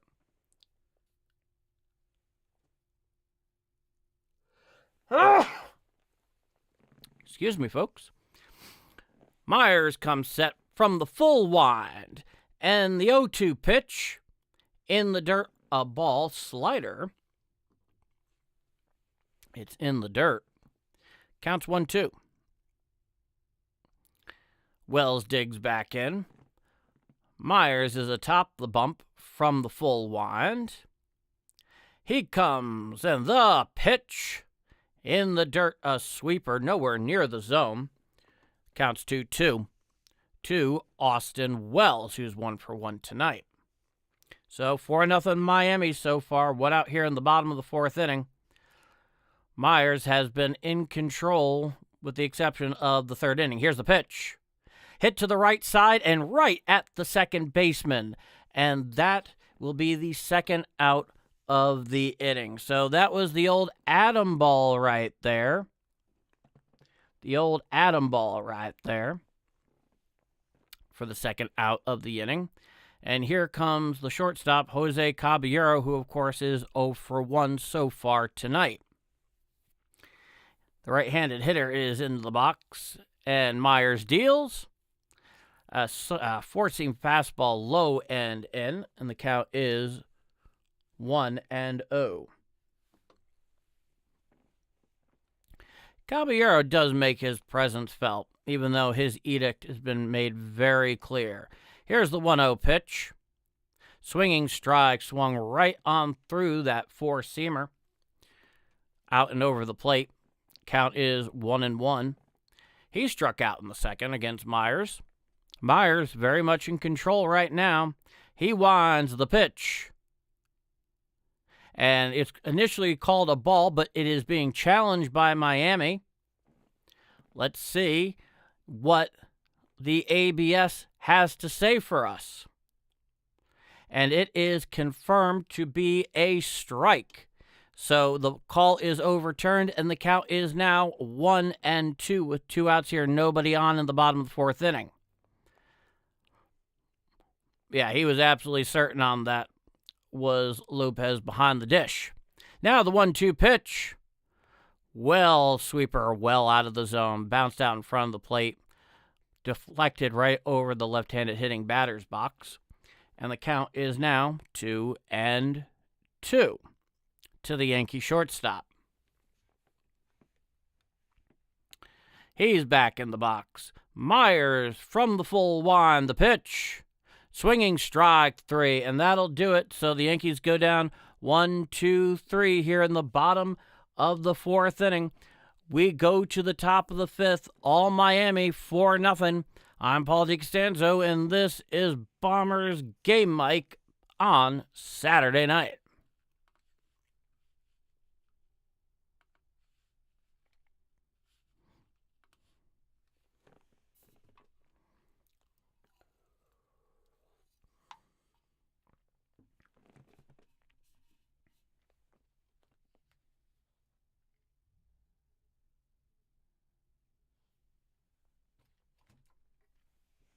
This has been a very trying game so far.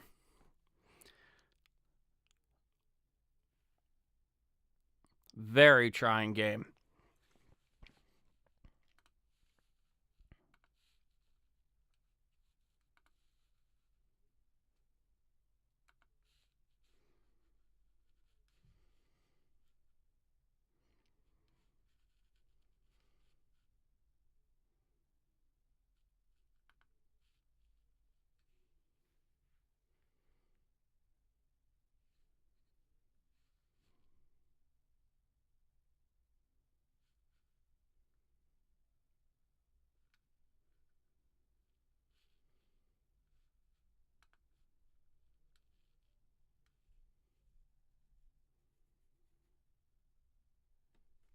Chances are Paul Blackburn is out for the top of the fifth inning because he really needs to eat up some quality innings here, hopefully, just to keep the Yankees in the game, give them a shot, really, at this point.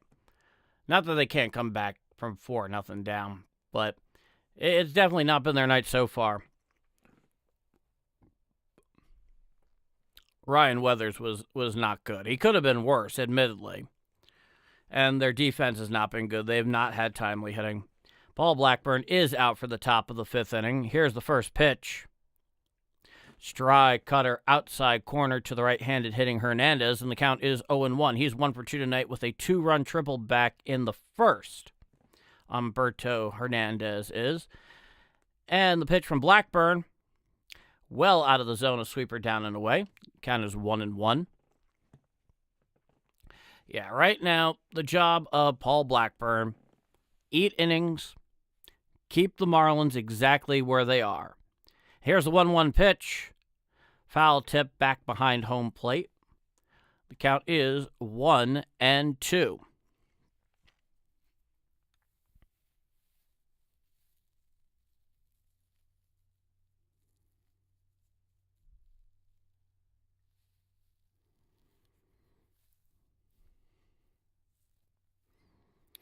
Digging back in is Hernandez in the right-handed hitting box. Up on the bump is Blackburn. The 1-2 pitch. Cutter high and well out of the zone. The count is now 2-2. Blackburn in the sign. He's at the stretch. The 2-2 pitch. Low and in a sinker. Whoa, well out of the zone. And the count is full 3-2 to Humberto Hernandez, the left fielder tonight. The pitch. Swinging strike 3. The first out of the inning here in the top of the 5th inning. So Paul Blackburn looking to keep things right where they are, starting things off pretty well tonight with the punch out. He just swung right over that friggin' thing, and the Yankees now have 1 out here in the top of the 5th inning, 4-0 Miami.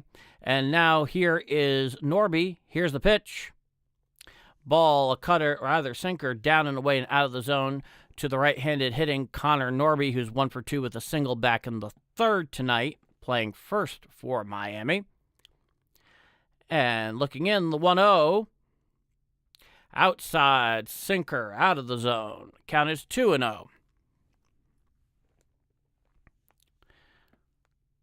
Looking in is Blackburn. Norby's in the box. Here's the pitch. Hit to the left field side. Played by Caballero on a hop. Throws to first. And Ben Rice picks it up off a pick on 1 hop. And that'll be the 2nd out of the inning. So a good play by Caballero, playing well back at short.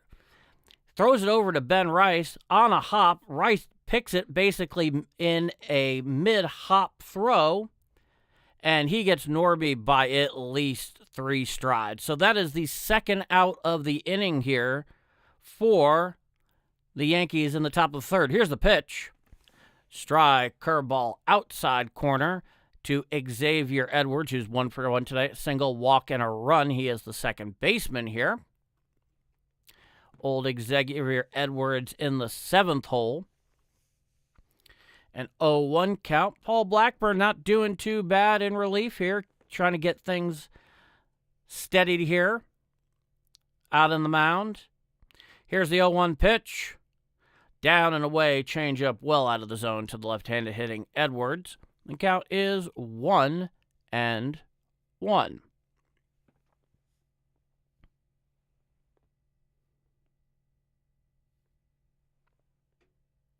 Edwards is back into the box. Blackburn's back on the slab. Here's the 1-1. Fly ball out to center field. Going back slightly is Grisham, but he's camped right underneath it, and he squeezes it for the 3rd and final out of the inning. So 1, 2, 3 go Miami for only the 2nd time tonight. We go to the bottom of the 5th inning here on Saturday night at Yankee Stadium. 4-0 Marlins. And we'll be back right after this. I'm Paul DiCostanzo, and this is Bombers Game Mic.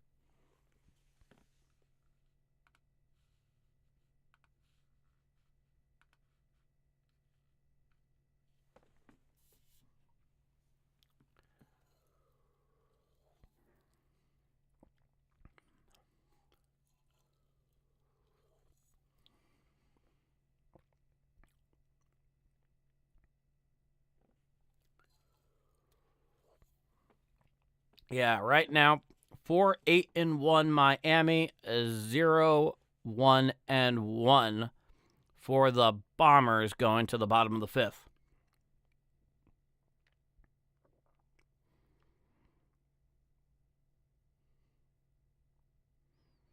Really, so far this season, this has really been the only game where the Yankees have trailed in any significant way so far. They've been playing for most of this early season well ahead of their competition in every phase of the game.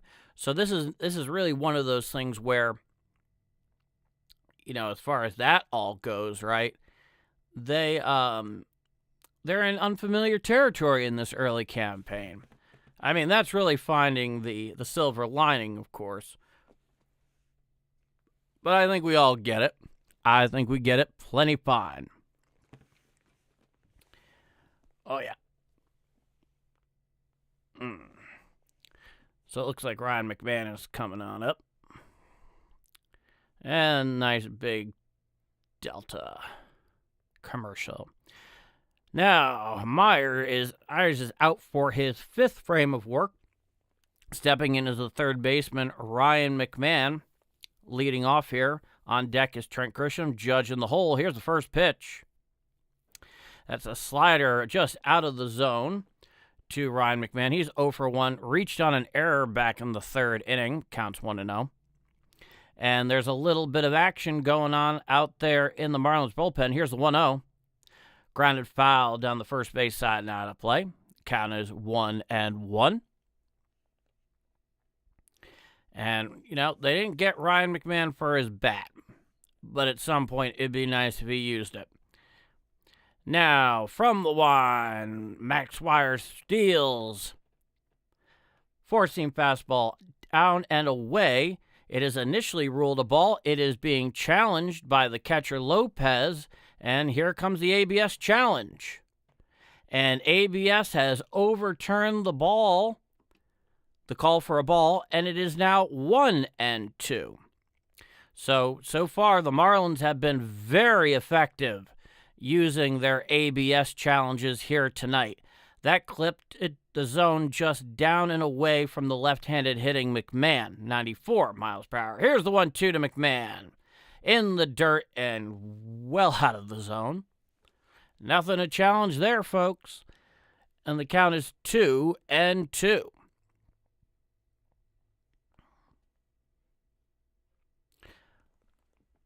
Myers has thrown 78 pitches here so far tonight. Really quite impressive in that respect. Here's a 2-2 pitch. Strike 3, swinging right over the top of that one is Ryan McMahon, and that'll be the first out of the inning for the Bombers. And, yeah, that was nasty. He was nowhere near that thing. And here comes Trent Grisham for his third at-bat tonight. The left-hander digs in. Here's the first pitch.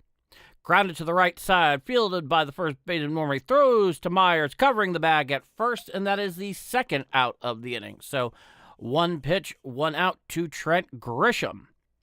And now with 2 out, nobody on here, here is the Yankee champion, our champion, the captain, Aaron Judge, who's 0 for 2 tonight, fly out and a line out.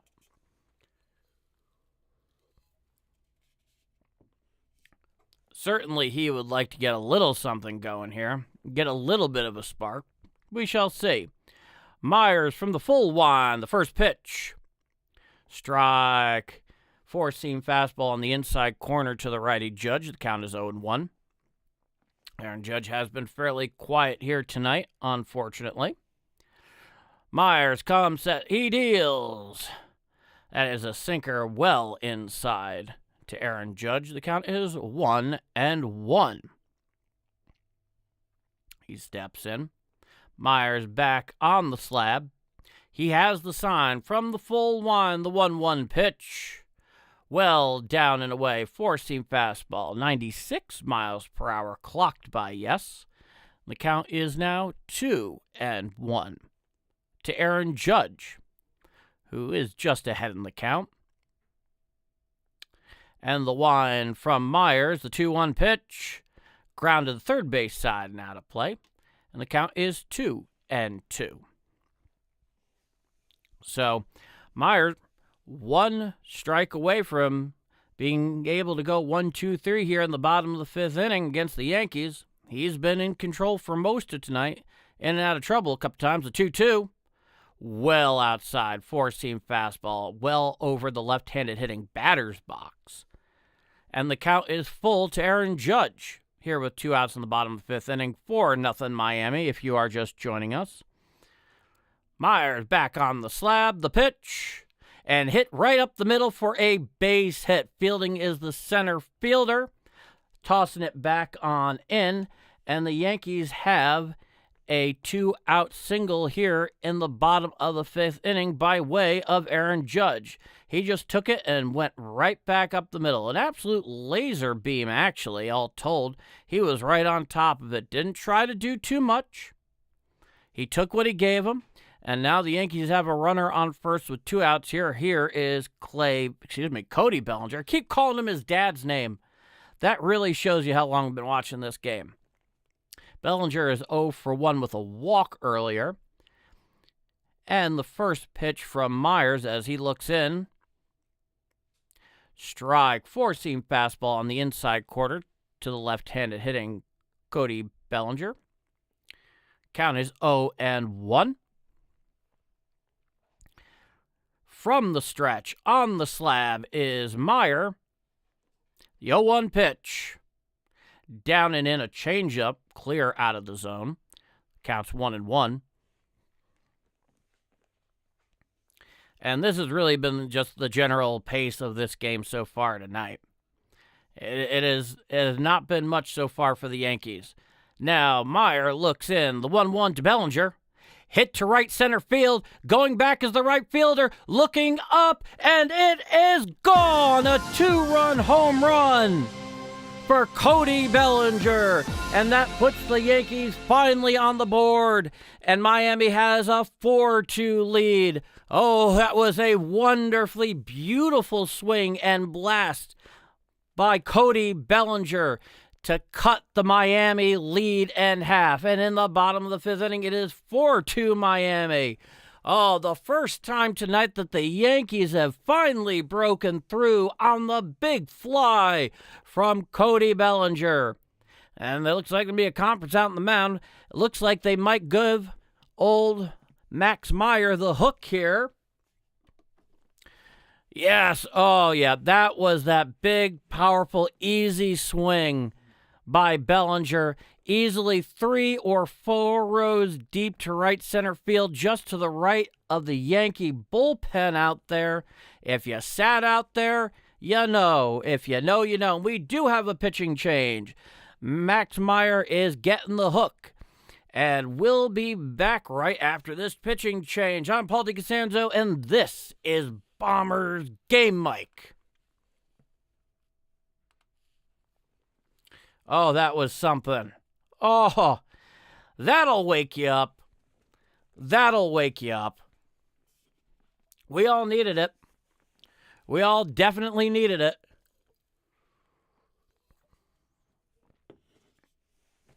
I'm man enough to admit that I needed it.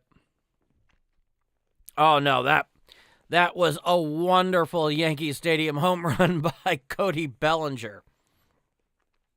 He just jumped all over that thing. And you could largely tell right off the bat, right? That he just stroked that thing. It was like a nice, like almost golf-like swing. And that thing was 3 or 4 rows deep out in right center field. So the Yankees have finally cut the lead in half of Miami, and we're looking at a 4-2 game here. Now the question really is, can the Yankees bullpen keep Miami right where they are at the moment? We'll see. We'll see. No guarantees. It is baseball, but we'll see. And that's just the reality of it, folks. You know? But hey, at least we got a little bit of fireworks here in the bottom of the 5th inning. Oh, we needed that jolt. Seriously. Oh, yeah, the Gotham Sports app. Christ almighty.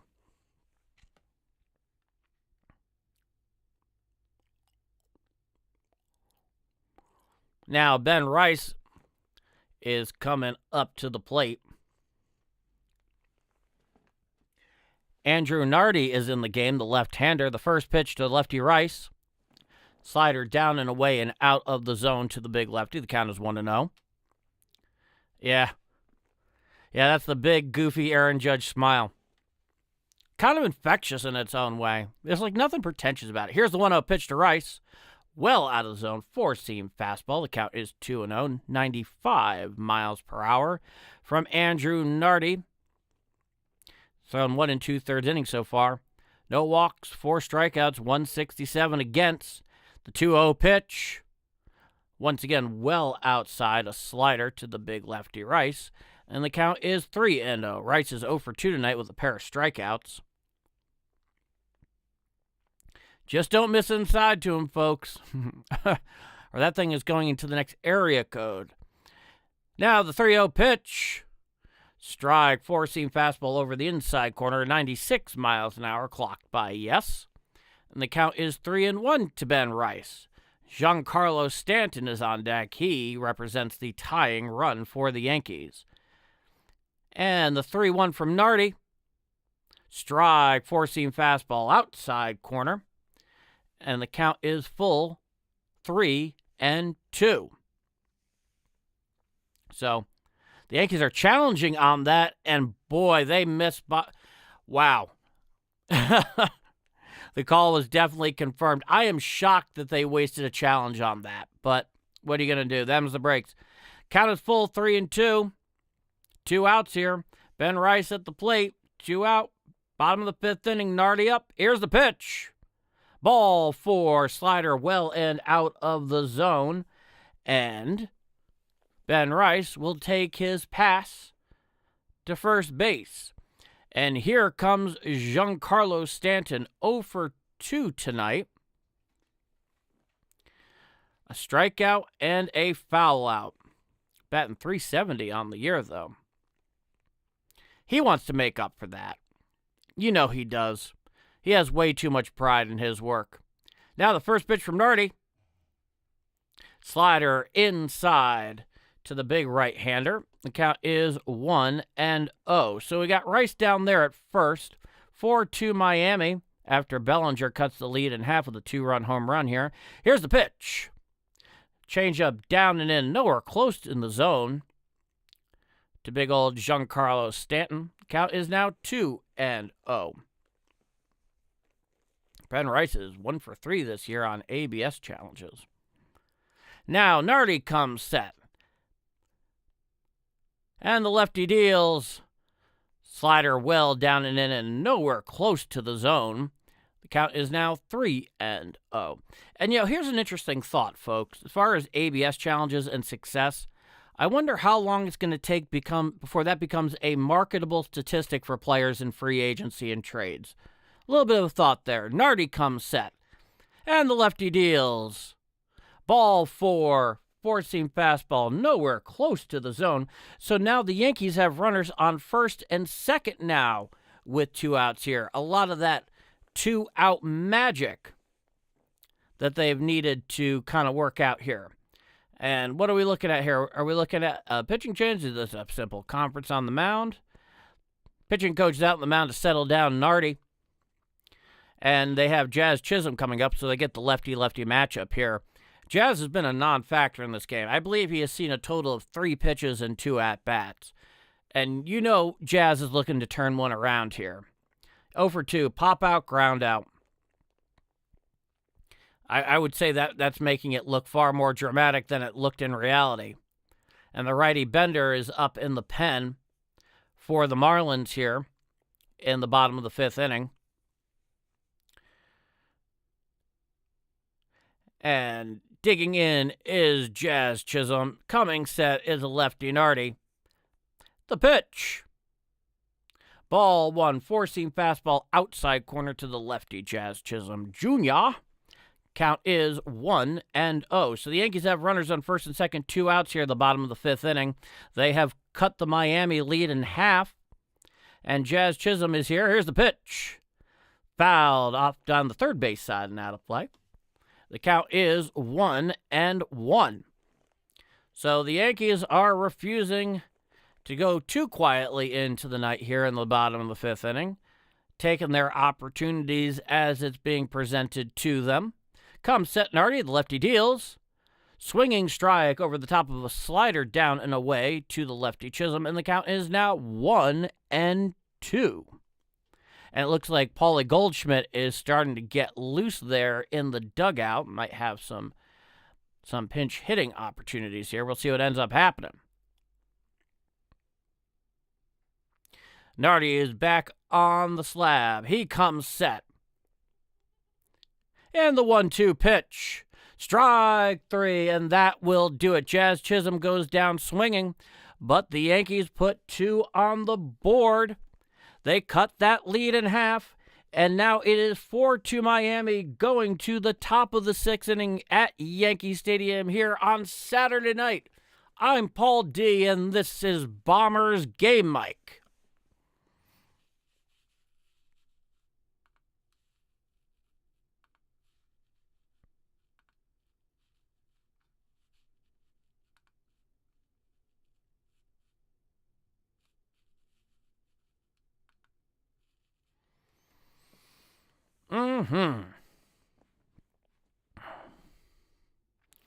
So now the Yankees have a pretty clear blueprint of what needs to happen here. Keep the Marlins at 4, get another quality inning, and get back out there with the bats. It's the only way you're going to win it.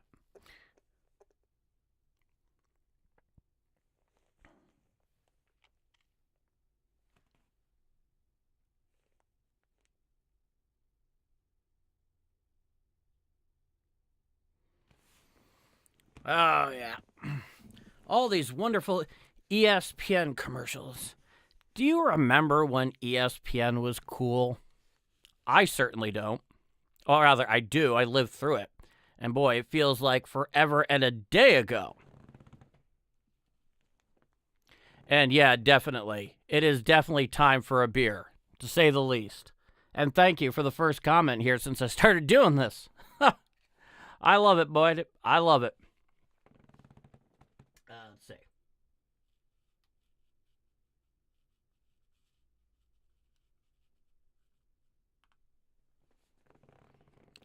Yeah.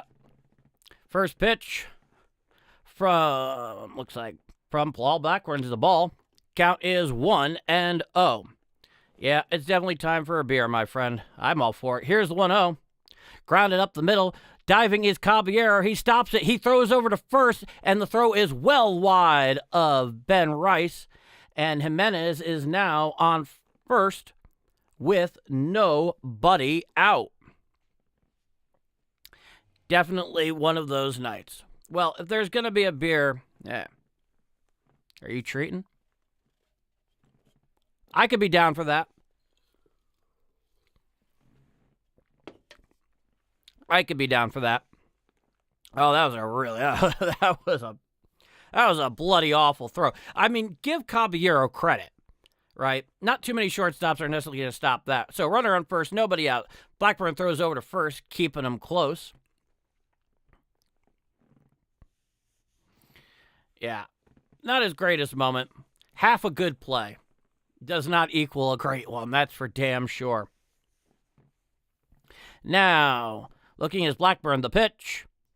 Strike. Cutter outside corner to Sonoha. And the count is now 0-1. Tim Hill, the left-hander, up in the pen for the Yankees here tonight. Comes set is Blackburn. And the 0-1 to Sonoha. Cutter down and away and well out of the zone to the right-handed hitter. The count is 1-1. Xavier Cano over 2 tonight. Fielder's choice and a strikeout. Always fake and bunt. Leading off first. Here's the pitch. It is a jam shot to shallow center field. Underneath it is Trent Grisham. And that'll be the first out of the inning. So that looked off the bat like a jam shot that would land somewhere, not too far behind second base. In fact, that one had more life on it than I ever expected. No question about that.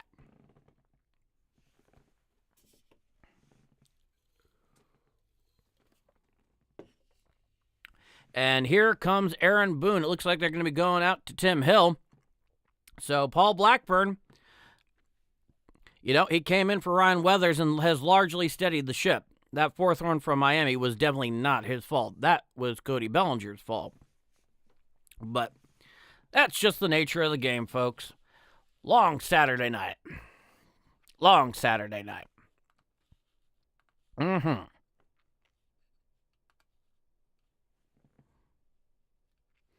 So we waiting for Hill on the way in. Invariably. Yeah, it looks like Slater has been replaced for Mr. Marlins Jr., Griffin Conine. If you're of a certain age, you saw his dad play. And, well, you would never call Jeff Conine the best player on the field. He was a really chippy player, man. I feel like I've gotten burned by Jeff Conine a number of times in his career. He's also one of the Marlins who actually won both of their World Series, both the 97 and the unfortunate 2003. I remember that one, too. That was a weird World Series, because I felt hungover the entire time from the ALCS against Boston the whole time. Like, it was sour losing in 03, but you felt like you won the battle, at least very much the battle you needed to win, which was, to swat down the Red Sox at the time. Little did we know what was waiting for us 12 months later at that point. God help us. That was an awful week to be a baseball fan in October of 2004. Not trying to relive our group trauma there. And now Hill is in the game, the left-hander. No earned run, 3 2/3 inning, no walk, 3 strikeouts, a 0.91 opposing average so far. 7 ground ball outs for him at this point. Oh, that's something, ain't it? Ain't it that? Hill is up at the dish. Here's the first pitch. Grounded to the right side, fielded by Chisholm, throws to first, and that'll be the second out of the inning. Advancing to second does the runner on the fielder's choice. Yeah, first pitch to Griffin Conine, just an easy ground ball there to Jazz Chisholm. You can score that 4-3 in your scorebook. Now, here comes Ramirez, the number 2 hitter tonight. I believe this is his 4th at-bat. Coming set is Hill, and the pitch. At a sinker out of the zone and away from the right-handed hitting Ramirez. And the count is 1-0. 2 for 2 tonight with a walk, 2 singles. Hill comes set above the belt, and the pitch. Fouled right back behind the plate and out of play. And the count is 1-1. So if you're the Yankees here, and certainly Tim Hill, you just want to get right back out on offense. Just put the pressure right back on Miami. He comes set. The pitch. Well away, a sinker out of the zone over the left-handed hitting batter's box. And the count is now 2-1. And, oh man, if you're a left-handed hitter and you're seeing Tim Hill, that must be a nightmare. Foul down the first base side and out of play. And the count is now 2-2 to Ramirez. So, Tim Hill, 1 strike away from getting out of this inning here. Moving to the bottom of the 6th, we shall see. Leading off second. Runner on second, 2 outs. 4-2 Miami. The pitch. Well up and away out of the zone. A 4-seam fastball. 90 miles an hour. And the count is full. Yeah, Hill's just basically going from sidearm to, semi-submarine out there. And hit down the right field side and well out of play. And the count remains 3-2. 3-2 by Tim Hill here against Ramirez, the catcher tonight. He looks into Austin Wells. And time is granted by the home plate umpire to Ramirez. We get to do this all over again. And Hill is back on the slab. He comes set. And the 3-2. Grounded up the middle, played by Jazz Chisholm. Fields throws to first in time for the third and final out of the inning. So, stranding at second, a runner due the Marlins. We head to the bottom of the 6th inning here at the big ballpark in the Bronx. It is 4-2 Miami. Going to the bottom of the 6th, I'm Paul D, and this is Bombers Game Mike.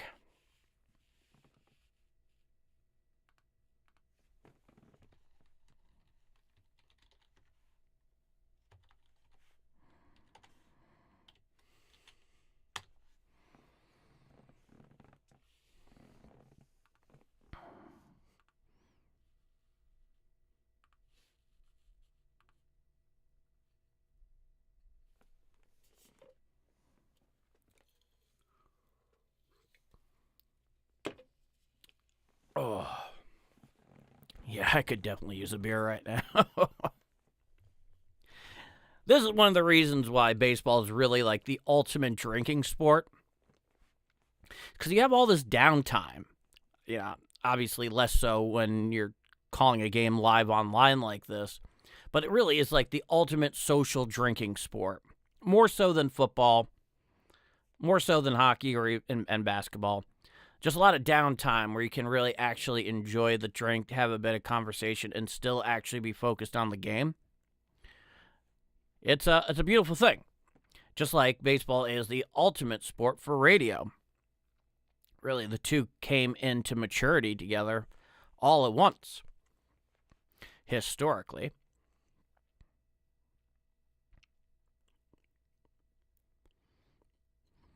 So, due up here, we have the catcher Austin Wells, followed by Jose Caballero and Ryan McMahon, the bottom of the order for the Yankees. Get a little bit out of them tonight, you'll take it at this point. And the Yankees sure as hell need it. Going here at bottom 6, still down 4-2. Now, they're very much in this game. Very much in this game. And we got ourselves a pinch hitter here by way of Paulie Goldschmidt. Looks like, who's Goldie in for right now?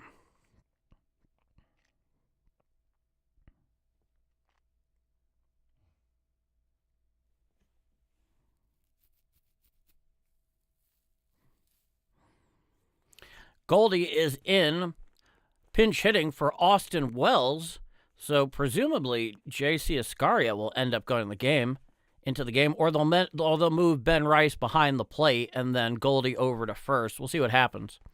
Now, the first pitch from Marty Goldschmidt. Strike, inside corner fastball. The count is 0-1. Griffin Conine is now out in right field for Miami. Coming set is Nardi, and the 0-1 pitch, well outside. Changeup over the left-handed hitting batter's box, and the count is 1-1. And I'm a big Paul Goldschmidt guy. I have been for years. Great player and a class act.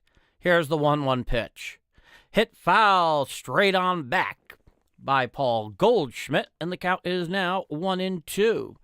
Versus left-handed pitchers last seen 336, 411 on base, 570 slugging, 981 OPS, man. That's mashing against lefties. Now the 1-2 to Goldschmidt. Check swing. Did he go?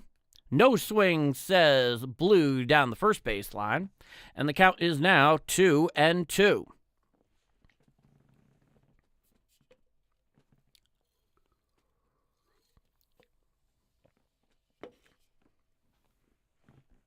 Coming set is Nardi. And the 2-2 to Paulie Goldschmidt. Down and in, a slider out of the zone to the big right-handing first baseman.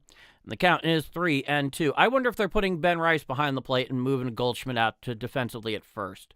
That's my initial guess, but we'll see. Nardi comes set. The 3-2 pitch. Hit down the third base side and, well, out of play. It was not even remotely close. And the count remains 3-2. So 4-2 Miami here on the bottom of the sixth inning. Nobody out. Paul Goldschmidt pinch hitting for the catcher, Austin Wells. Goldschmidt, the big right-hander, gets back into the box. The left-hander Nardi comes set above the belt. And here's a 3-2. Down and in, ball four. Nowhere even close on that four-seam fastball. And so there's a leadoff walk here for the Yankees here in the bottom of the sixth inning by person of Paul Goldschmidt. Yes, indeed.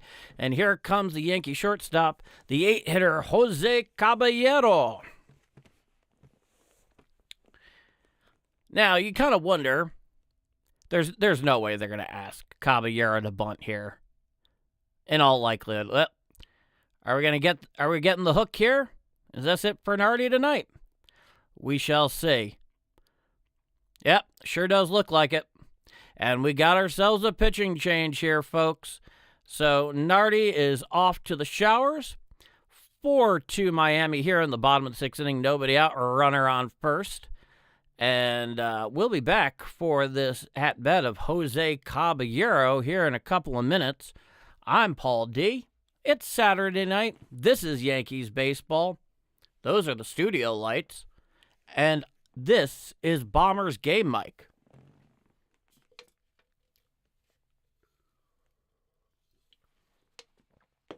Ugh. If you're a Yankee fan, you've seen many like this over the years. If you're a baseball fan, you've seen many like this over the years. But you know what? At the very least, at least it's entertaining insofar as it's keeping our attention, reasonably. That's not always an easy thing to guarantee, right? So we're waiting here for this pitch and change to see itself through. Anytime it wants to do that, what the hell's going on here?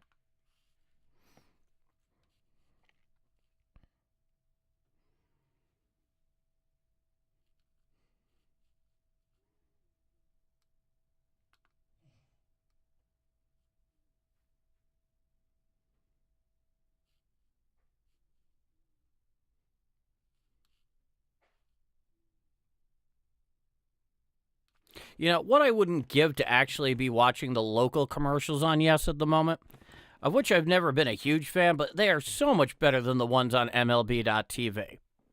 So much better than the ones on MLB.TV. My goodness. Oh, yeah, Pudge Rodriguez, A.J. Burnett. A whole bunch of guys that have been both Yankees and Marlins. Yes, we've seen it. Curtis Granderson, the Grandy Man. That, for me, I think that might actually be the best John Sterling call. The Grandy Man, Ken. That's peak John Sterling. Now, Anthony Bender's in the game, the right-hander, 51 games last season, a 2.16 ERA through 50 innings pitched, 21 walked, 42 strikeouts in his Caballero. And the first pitch from Bender, strike with the sweeper inside corner to the righty, and the count is 0-1. Caballero 0 for 2 tonight with a pair of strikeouts, 154 on the season, no home runs, a single RBI, 389 OPS. Come set is Bender, and the righty deals. Sinker high and in to the right-handed hitting shortstop, and the count is 1-1.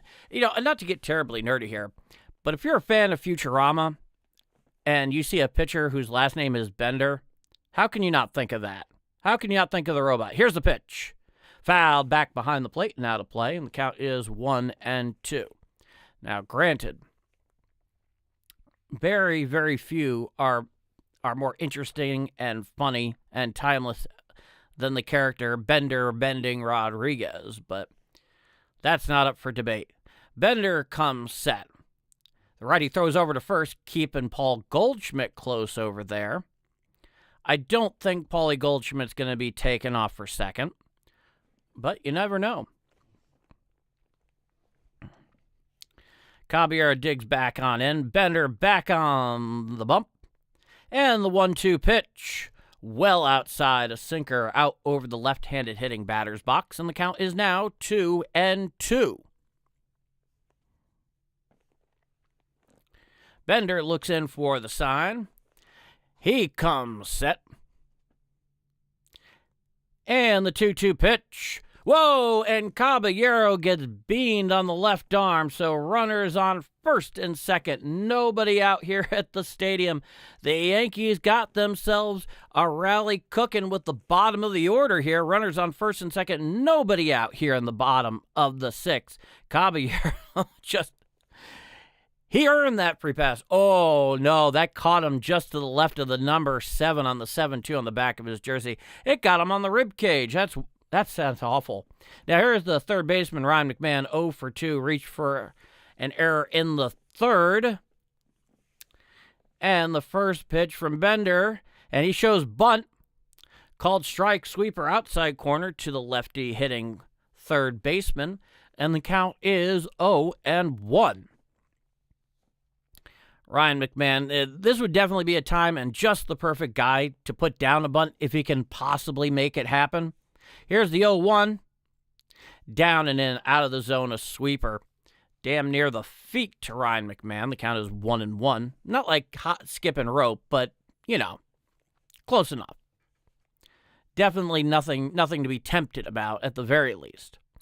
And the Marlins have brought in their infield. Here's a pitch. Slider down and in and out of the zone to the lefty McMahon. The count is 2-1. And yeah, the Marlins have brought in the infield just in case McMahon, in fact, does manage to get down a bunt here. And this would be quite the time to do that. Now, here's the 2-1 pitch. Strike, sinker, inside corner to McMahon. And the count is even 2-2. So 4-2 Marlins here. Bottom of the 6th innings. Runners on first and second. Nobody out for the Yankees. Ryan McMahon is at bat. It's a 2-2 count with Bender, the right-hander, on the mound. He comes set. Here's a 2-2. Strike 3. And down looking goes McMahon. And that'll be the first out of the inning here for the Yankees. So a less than productive at-bat for the Yankee third baseman. I mean, we know the trade-off we get starting him. I mean, this is well known. There's no question about that here. But now here comes the top of the order.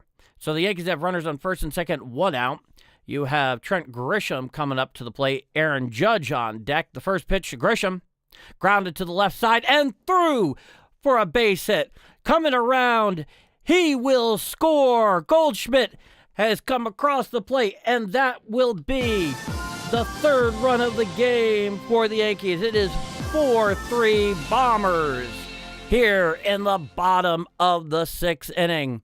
So now the runners on first and second with 1 out, and Trent Grisham just finds the hole on that one. There was a huge one on the left side. Paul Goldschmidt was chugging all the way, slides in home safely, and it is now a 4-3 Miami lead.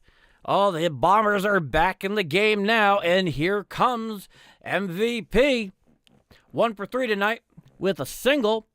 Runners on first and second, 1 out. The Yankees are cooking here in the bottom of the 6th. Bender deals. Ball sweeper down and away to the big Yankee righty, and the count is 1-0. Caballero at second. Trent Grisham at first. Aaron Judge at the plate. It's a 1-0 count. 4-3 Miami here in the bottom of the 6th inning. Here's the pitch. Strike sweeper outside corner. Judge taking all the way. And the count is 1-1. And Aaron Judge sitting back waiting for something here. Looking in is Bender. He comes set above the waist. The 1-1 to Judge. Sweeper down and away and out of the zone.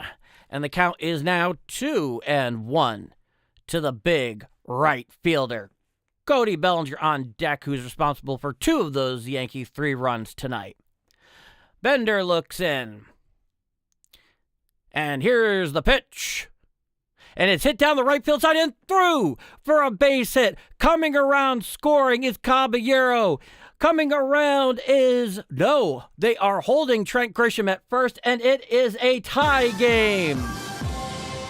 Oh, an RBI single for Aaron Judge, the captain, coming through, and the Yankees have tied the game at 4. The Yankees have come all the way back here in the bottom of the 6th inning, and it is runners on first and third with 1 out, and here comes Cody Bellinger. Oh, the Yankees have come all the way back, grinding it out through that first 5 1/3. It is a tie ball game, a new ball game here in the Bronx, and we have ourselves a pitching change. Miami is going to the pen. I'm Paul DiCostanzo. This is Yankee Stadium. It's Saturday night, and this is Bombers game night. Tie game, folks.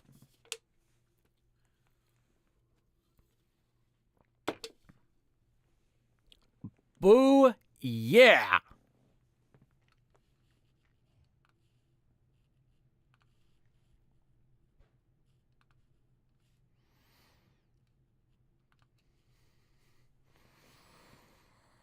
Oh, that was wonderful. You know, he just kind of squibbed that thing down the line. You know, Aaron Judge didn't get the best swing on that. That's kind of the amazing thing. It was kind of an inside-out swing. Just got past him out there at first. got right on out to the outfield. Conine fielding, brought it on in. Obviously, they decided to hold Grisham out there at third, but so be it. All the same, it is a tie ball game in the bottom of the 6th inning with 1 out.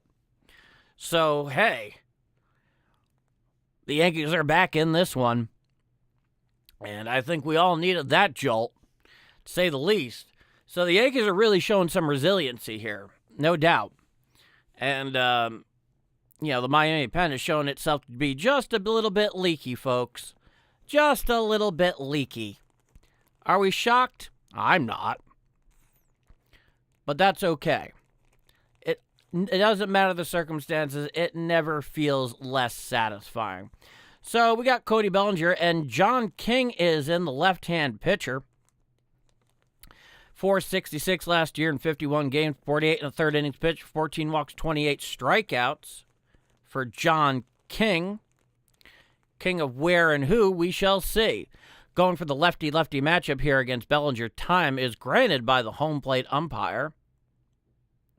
And, of course, Bellinger earlier tonight cut the Miami lead in half with a very, very timely 2-run shot in the bottom of the 5th inning. Now, comes set is King. The pitch. Hit to the right side and foul. Just foul down the right field side from Bellinger.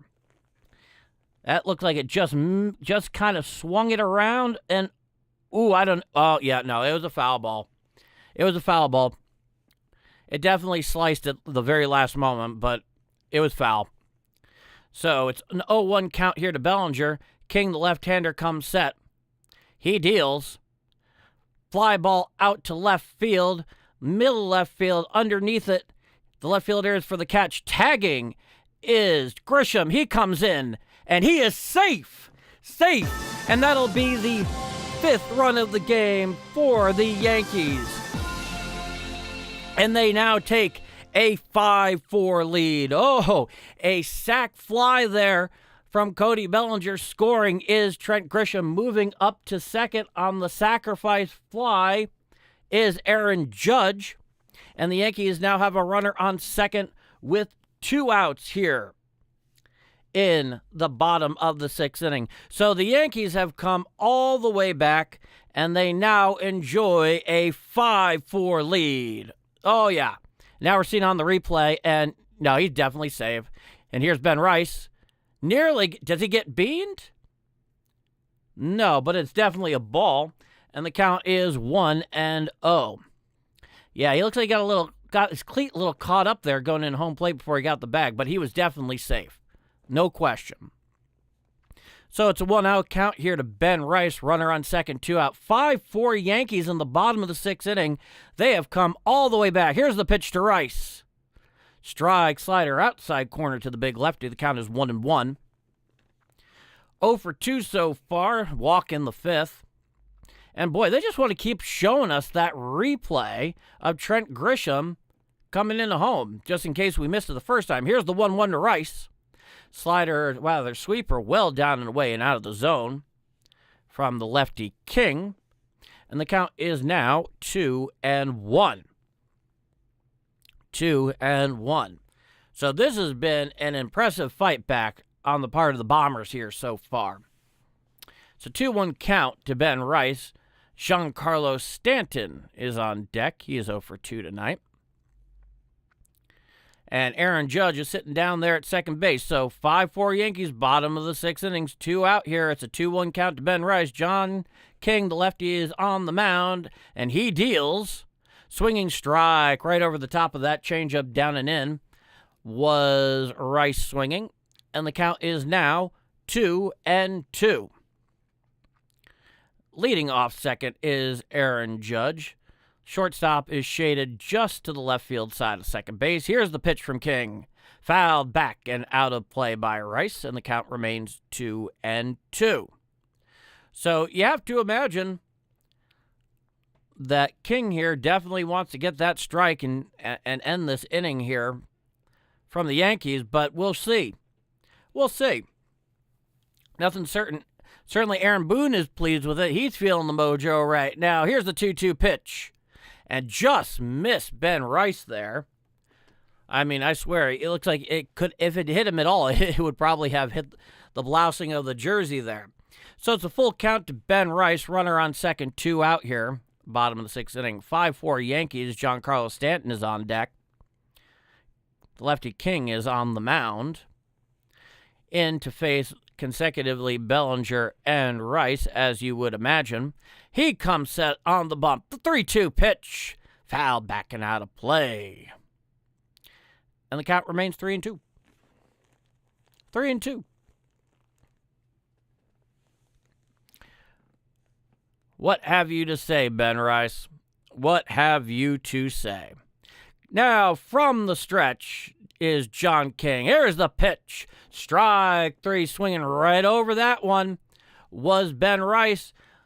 But the damage is done. The Yankees have taken the lead after putting up a 3 spot here in the bottom of the 6th inning. We go to the top of the 7th here at Yankee Stadium. I'm Paul D. That's Yankee Baseball. It's Yankee Stadium. It's Saturday night, and this is Bombers Game Mike.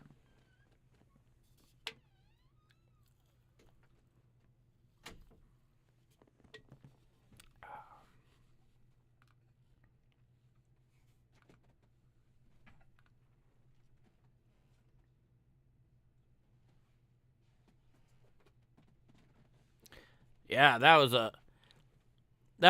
has been an excellent fight back, to say the least. You know, it isn't until the 5th inning that the Yankees began showing life, but now they are showing it in the extreme. And that means we're going to have to go to the vanguard of the Yankee bullpen here with a 5-4 lead in the top of the 7th inning. And, you know, obviously, Paul Blackburn is, that throw by Bellinger, I believe it was back in the 4th, the one that was counted for the 4th run on the part of Miami back in the 4th. That was not his fault. But so far, he has come in and he has held them. For all his faults, for all the, animosity we have for him, tonight he has absolutely come through. He's kept him right there, given the offense an opportunity to really come in here and get the Yankees back in the game. And that's about the most you can ask for.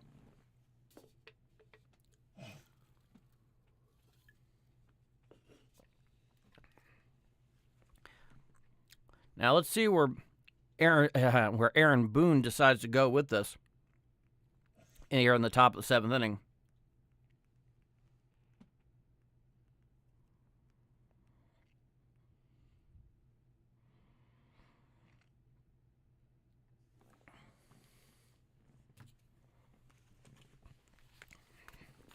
Looks like Tim Hill is back out for the top of the 7th inning, certainly against the left-hander Jacob Marcy, who's 1 for 3 tonight with a single.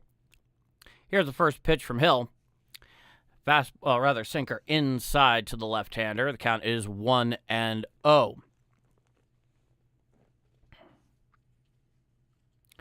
Tim Hill been very effective so far. Here's the pitch.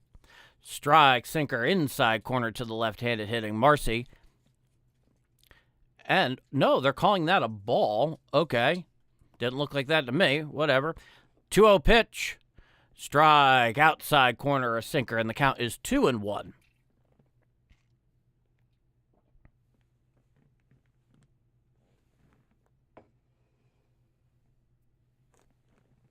Now, foul down the third base side and out of play. And the count is now even at 2-2. Correction, 1-2. I'll tell you, when you call these games and you're using yes, you see every fault in their scorebook. There's the pitch. Sinker inside to the lefty. And the count is 2-2. Every boil, pimple, and abscess they've accumulated since birth. There's a pitch. It is a fly ball out to left field. Right there is Bellinger ranging to his right about 2 or 3 steps for the first out of the inning here in the top of the 7th. No, you begin to realize and notice every single misstep, misfire, miscalculation, missign on the part of the regional sports network. And Tim Hill is getting the hook. He did a fine job here for the Yankees. Aaron Boone is going to the pen. It looks like Fernando Cruz, but I could be wrong. Though it makes sense.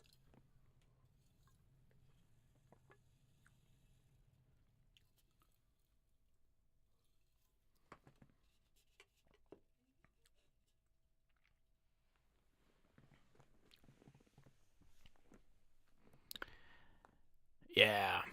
Nothing like commercials for the draft, the NFL draft right here in the 7th inning. Just in case we forgot. And yes, Aaron Boone is indeed going to the right-hander Fernando Cruz, who has actually pitched pretty darn well this season. Quite effective, all told. And it makes sense that he'd choose to go to him here. Specifically with Otto Lopez coming up.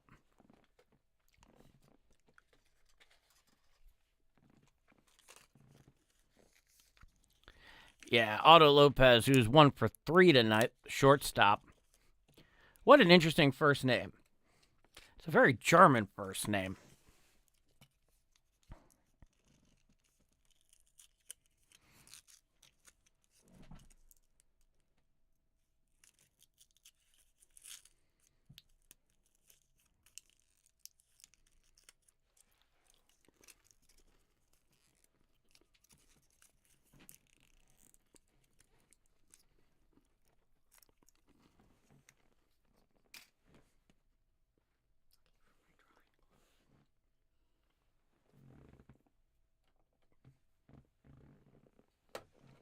Now, Fernando Cruz is in the game. He's thrown 2 innings so far, 1 walk, 3 strikeouts, and the opposing average of a whopping 0-0-0 so far in 3 games in the early 2026 campaign. He looks in, the right-hander comes set at the belly, and the pitch. Strike, fastball inside corner to the righty. Otto Lopez, who's 1 for 3 tonight with a single in the first and a run scored. 286 so far in the young campaign. 1 home run, 2 RBIs. And here's the 0-1 pitch. Ball. That looks like a slider just missed inside, and the count is 1-1. So 5-4 Yankees here in the top of the 7th inning. 1 out here. Fernando Cruz in the game. Here's the pitch. Swinging strike right over the top of that splitter. Very nasty. That was almost like Bugs Bunny type. That's a Bugs Bunny type pitch. It's there and then it's just gone. It's like it's intentionally moving out of the way of the bat. Just how Warner Brothers and Merry Melodies drew it up, quite literally. Fernando Cruz comes set, and he looks in. And the 1-2 pitch. Strike 3, looking down, he goes, Otto Lopez. And that'll be the 2nd out of the inning. So, a very, very dominant first hitter faced by Fernando Cruz so far. Really showing some absolutely filthy stuff out there tonight. A lot of movement, total command. Really fun to watch. So, 2 outs here in the top of the 7th inning. And here is Humberto Hernandez, who squads it out to center field. Going back is Jazz Chisholm. He is underneath it at the lip of the infield, and that will do it. So 1, 2, 3 goes Miami. It is 5-4 Yankees, and we are at the 7th inning stretch. And because we're the Yankees, and because it's Yankee Stadium, it's time for God Bless America. And right now, I know we all appreciate baseball as recreation, something of an escape and distraction. But if you know somebody who's serving right now, a loved one, a friend, family member, somebody that you care about or know, and they are potentially in harm's way, keep them in your thoughts for God Bless America.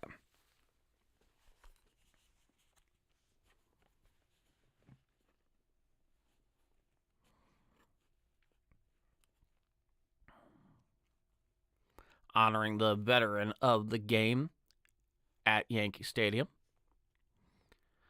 Yankees always very proactive in honoring the veteran. Matthew Sirianni, U.S. Army, Sergeant First Class. Been serving since 2013. He has made a career of it. Sergeant First Class is no joke. Senior NCO, backbone of the United States military. Don't forget it. And here we are for God Bless America, folks.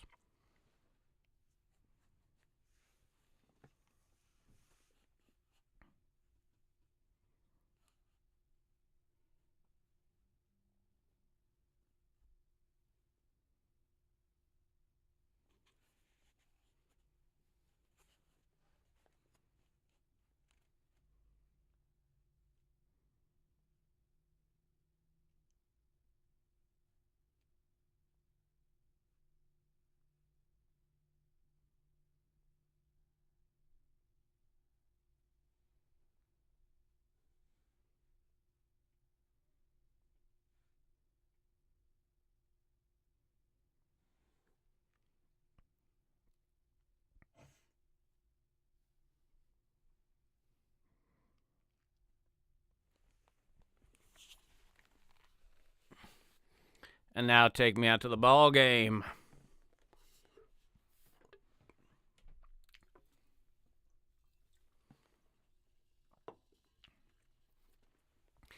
Now, if the Yankees are serious here, and they are always serious, it's definitely that time for them to get out ahead and see if they can't pad this lead a little bit, give their relievers a little bit of room here in the last 2 innings. Because the recipe from this point is pretty simple, right? Which is give David Bednar a lead, and then, you go down with your man on the hill. Not hard, not a difficult or complicated formula by any means. Obviously, he didn't have to pitch yesterday, so he's had a couple of days off now since he last appeared out in Seattle. So he should be up and feeling ready to go.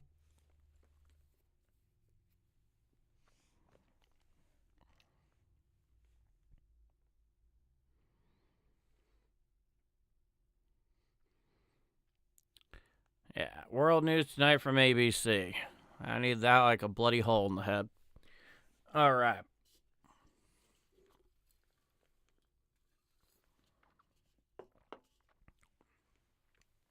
I've had enough news for a lifetime.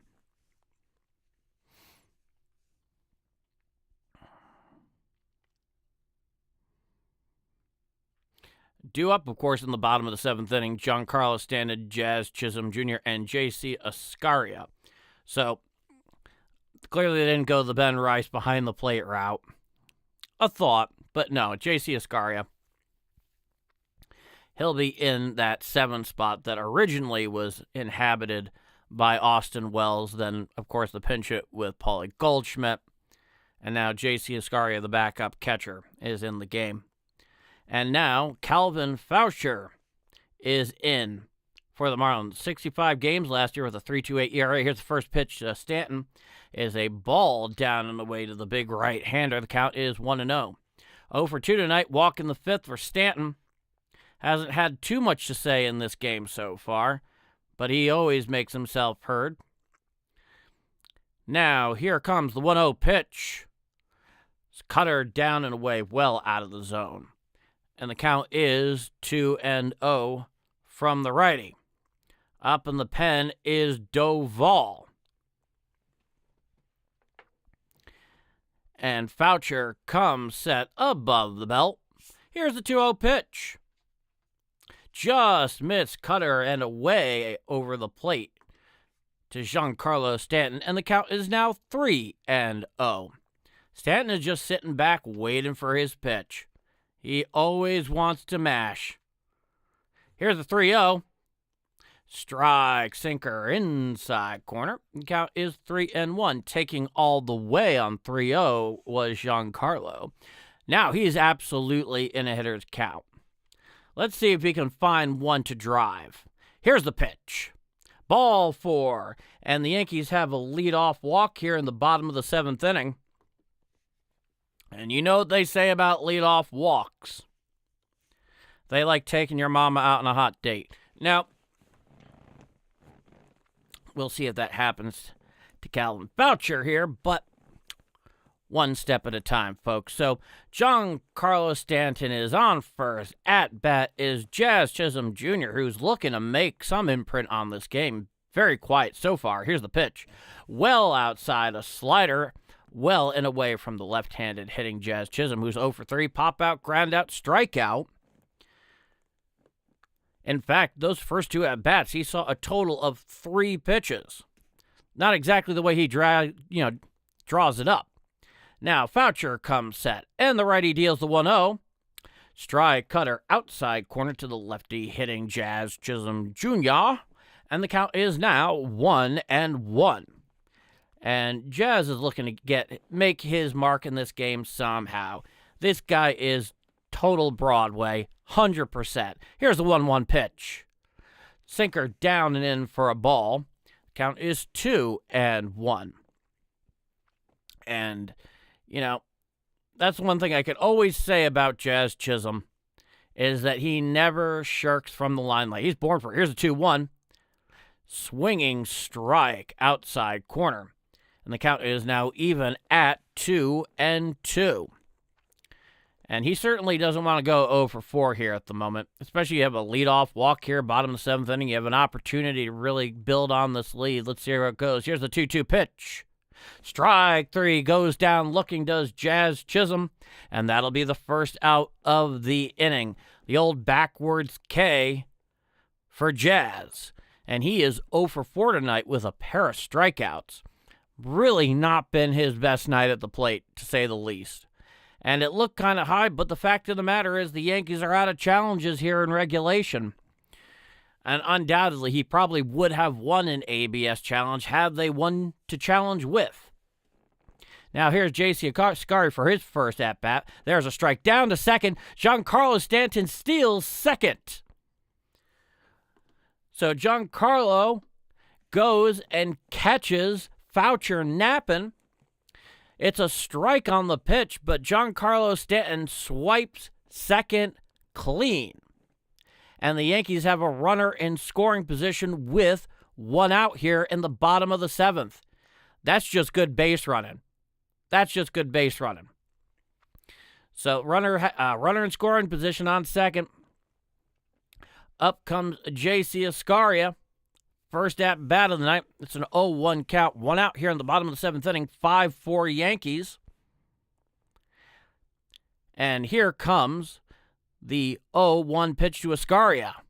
Grounded up the middle. Fielded by the shortstop Lopez. Throws to first in time. Stanton moves over to third on the play. And that is the second out of the inning. So right now, the Yankees have a runner on third, 2 out here in the bottom of the 7th inning. 5-4 over Miami so far. And up to bat is the shortstop, the right-handed hitting Jose Caballero, who's 0 for 2 tonight. A hit by pitch in the 6th and a run scored. But you know what?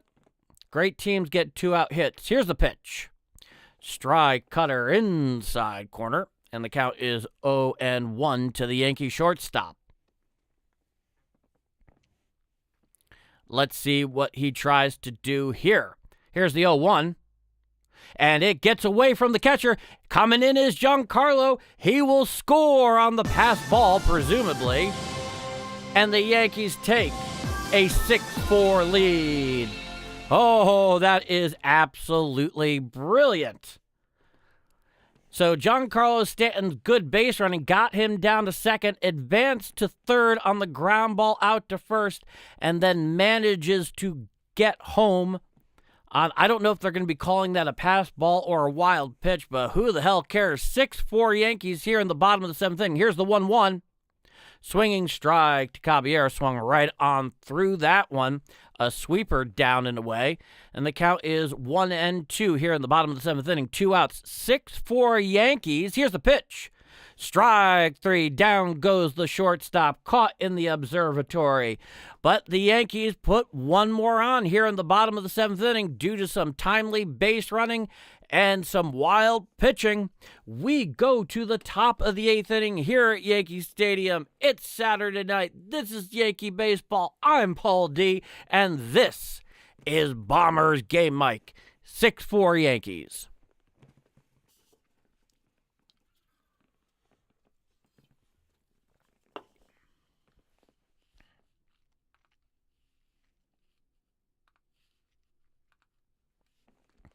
Oh yeah. I mean that is just you love Giancarlo Stanton anyway, right? But you look at what he just did there for the Yankees. And it had nothing to do with him even making contact. All right? Giancarlo Stanton built that run after getting the free pass, stealing it down at second when Boucher was just absolutely daydreaming. He forgot about him over there at first. He thought the big guy couldn't run anymore, and to be honest with you, he's one of the slowest players in baseball, so it's not like it's without logic, but he's still a major leaguer. He's still a veteran, and he just swipes that thing. He gets over to third on the ground ball out, and then manages to get home on the wild pitch or the pass ball, whatever they ruled it at that point. Who gives a shit? But it's 6-4 Yankees, and that was entirely on the back of the experience, the insight, the instincts of a Grizzly veteran who still has got a lot to offer this club.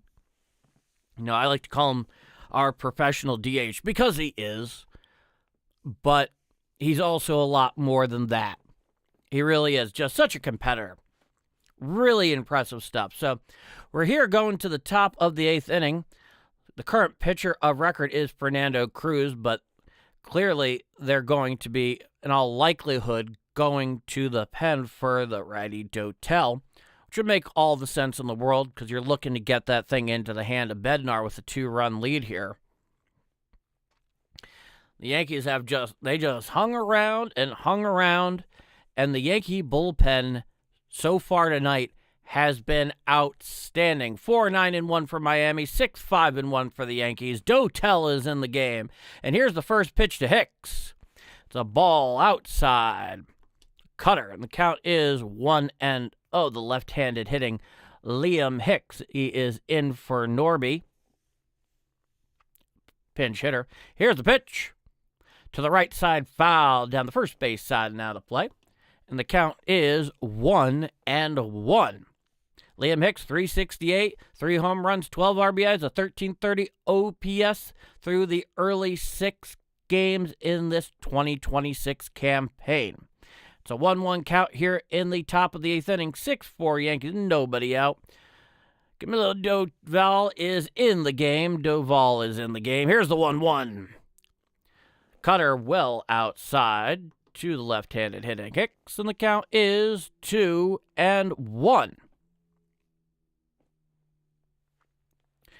Doval is looking in. He comes set. Here's the 2-1 pitch. Strike, slider, outside corner. And the count is 2-2 to Liam Hicks. Pinch hitting for Norby, the first baseman. Now Doval comes set. Here's a 2-2. Just outside slider. No swing, says the third base umpire, and the count is full 3-2. Yeah, there's no way. Hicks barely flinched at that one. That was not a swing. Coming set is Doval, the 3-2. Hit to the right side and past a diving Jazz Chisholm, and the Marlins have a leadoff single here by Liam Hicks here in the top of the 8th inning. And yeah, Doval put that thing out middle. Hicks just put down the barrel of the bat. It gets past a fully outstretched diving attempt by Jazz Chisholm. Definitely gave it the old college try. And now the Marlins have a runner on first, nobody out here in the top of the 8th inning. 6-4 Yankees. Doval is set, and the first pitch to Edwards. Cutter just outside to the left-handed hitting Edwards, and the count is 1-0.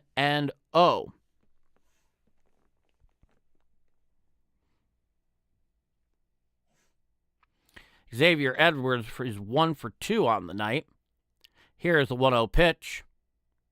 Cutter just outside, and the count is now 2-0. So not a strong start here so far for Doval. See if he's able to regain his composure, get this thing going. Doval comes set on the slab. Here's a 2-0 pitch in the dirt and stopped by Ascaria. The count is 3-0.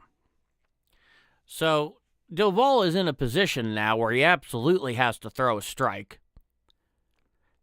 And, of course, in this case, Xavier Edwards represents the tying run for the Marlins. Here's the pitch. Strike, cutter, outside corner. And the count is 3-1. Taking all the way is Xavier Edwards, the left-handed hitter. Time is granted by the home plate umpire. And look at that. This game is partially sponsored by the New York Lottery. Well, New York Lottery, that sounds like a career move for me. A career move for anybody. Winning it? Yeah, that's high aspirations right there. Doval comes set. And the 3-1 to Edwards. Strike, cutter right down Broadway. And the count is now 3-2 to Xavier Edwards. 1 for 2 on the night. And up in the pen is Hendrick, the left-hander. Doval comes set with the runner on first. Here's the 3-2. Hits a fly ball down the right field line and going all the way to the wall. Playing off the carom is Aaron Judge. He tosses it back in, and it is a no-out double. And now the Marlins have runners on second and third and nobody out here in the top of the 8th inning. And, that just hung down and in. Just that classic lefty wheelhouse there. Aaron Judge was shaded towards right center field, so there was really no even cutting off the ball with that one. So now there is a conference on the mound to try to calm down Doval. And rightfully so. It really does beg the question if they're just going to give the free pass to Jimenez just to set up the force. But that's dangerous stuff. That's dangerous stuff here in the top of the 8th inning. So Doval has gotten him and the Yankees in a whole world of trouble right now. Second and third, nobody out. Top of the 8th inning, the Marlins are seriously threatening. It is still a 6-4 Yankee lead, but they are one clean hit away from tying up this ball game. And Doval is kicking around some dirt on the rubber.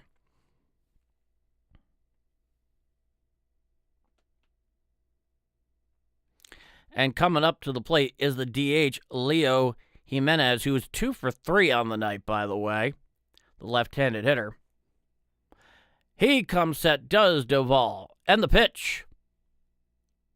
Cutter outside corner. Up right now is Owen Casey. Owen Casey is in for Jimenez at the moment. Pinch hitting. It's a 1-0 count. Doval comes set. And the 1-0 pitch. Strike. Outside corner, a cutter. And the count is 1-1.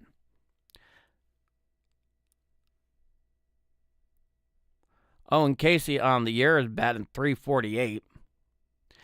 Here's the pitch. Swinging strike right over the cutter on the outside corner from the left-handed hitting Casey. And the count is now 1-2 to Owen Casey. A pinch hitter here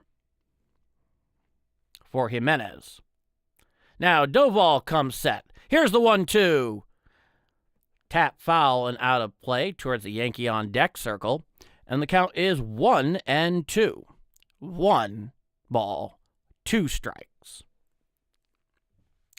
Casey's back into the box. Doval is back on the bump. He's coming in looking for the sign.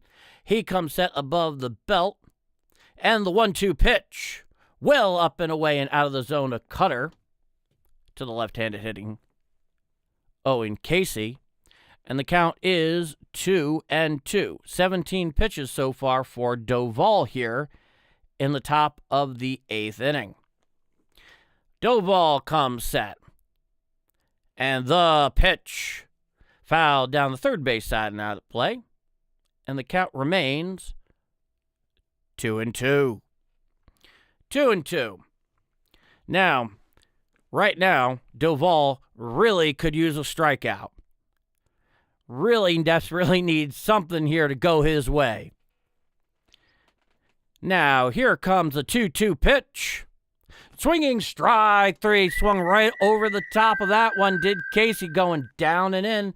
And that'll be the first out of the inning for the Marlins here in the top of the 8th. So there's still runners on second and third. Now 1 out here in the top of the 8th inning. 6-4 Yankees. And Javier Sanoja is on deck and is set to be coming up to the plate. He's 0 for 3 tonight. The right-hander Sanoja is up. And the first pitch from Doval, a sinker down and in to the right-handed hitting Javier Sanoja. And the count is 1-0. Runners on second and third, 1 out. It's a 1-0 count. Doval comes set to Sanoja. And here's the 1-0 pitch.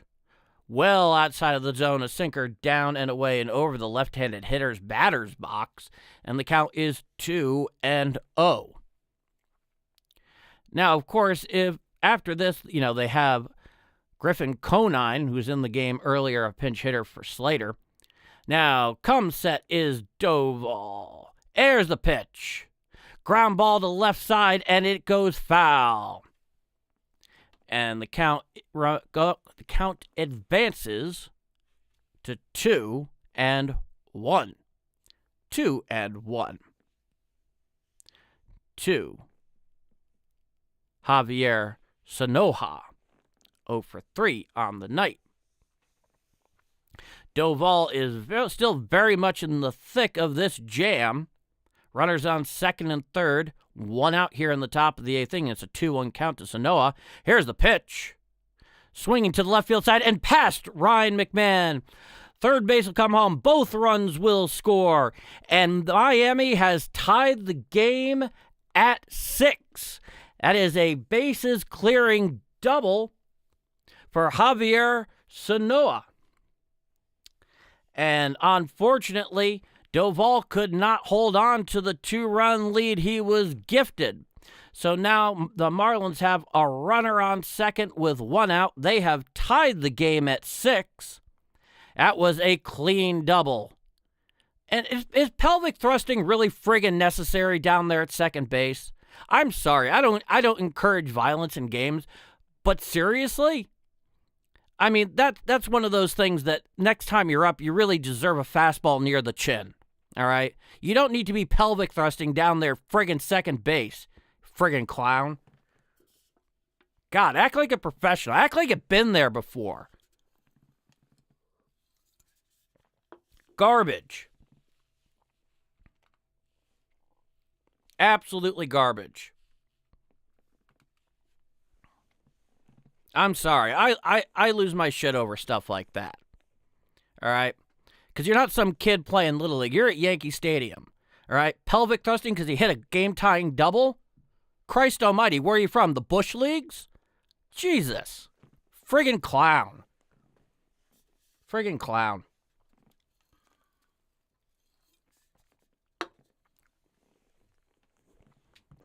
If I'm a Yankee pitcher, I'm remembering that. And you make sure he remembers that the next time he comes up. That's why the fastball up and in, the old bow tie, as Roger Clemens liked to call it, that's something that made it useful. Try doing that on Nolan Ryan sometime. I doubt you'll be around long to tell the tale. But the game has changed a lot. And garbage like that, unfortunately, is accepted today. But I can tell you this. If I'm teaching a kid how to play the game and how to play it right, let's put it this way. If I were even coaching T-ball and I saw a kid of mine doing that, I'd yank him. Because that's garbage. Unprofessional garbage. And Doval is out of the game, and he is rightfully pissed at himself. He did not pitch well.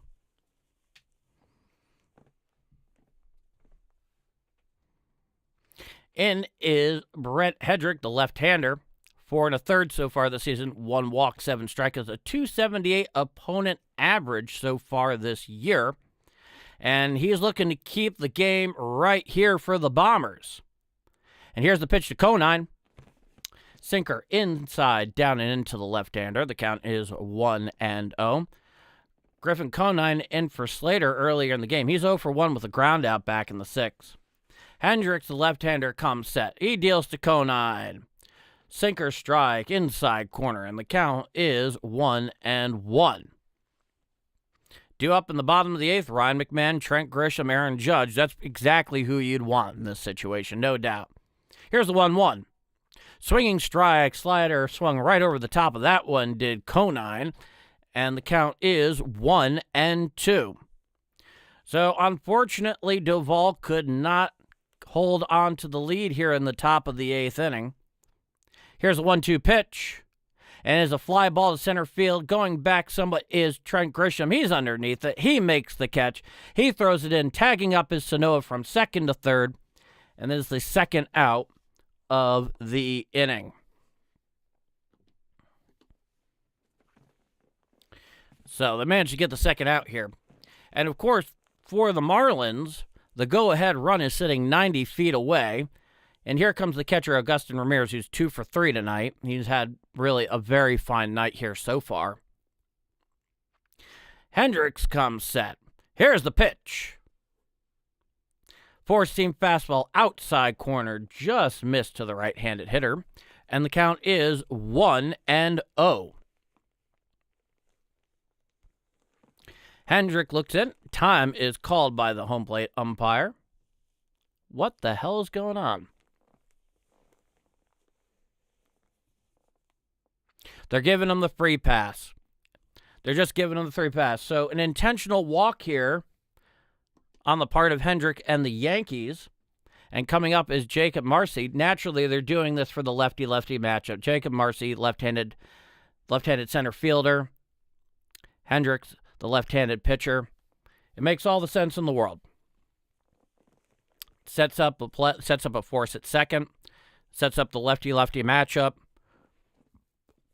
It adds up. It adds up, folks. So, Brent Hendrick looks in. He comes set. And the first pitch to Marcy. It's a sinker down and in to the Marlin outfielder. Count is 1-0. The center fielder. Hendrick back of the bump. Here's the pitch. Fly ball to center field. Looks like going over is Grisham. He's underneath it, and that'll be the third and final out of the inning. So the Marlins have tied it up. Duvall has unfortunately blown the lead. So it is all tied at 6 going to the bottom of the 8th inning at Yankee Stadium. Due up, Ryan McMahon, Trent Grisham, and Aaron Judge for the bottom of the frame. I'm Paul D. It's Saturday night. This is Yankee Baseball, and this is Bombers Game Mike.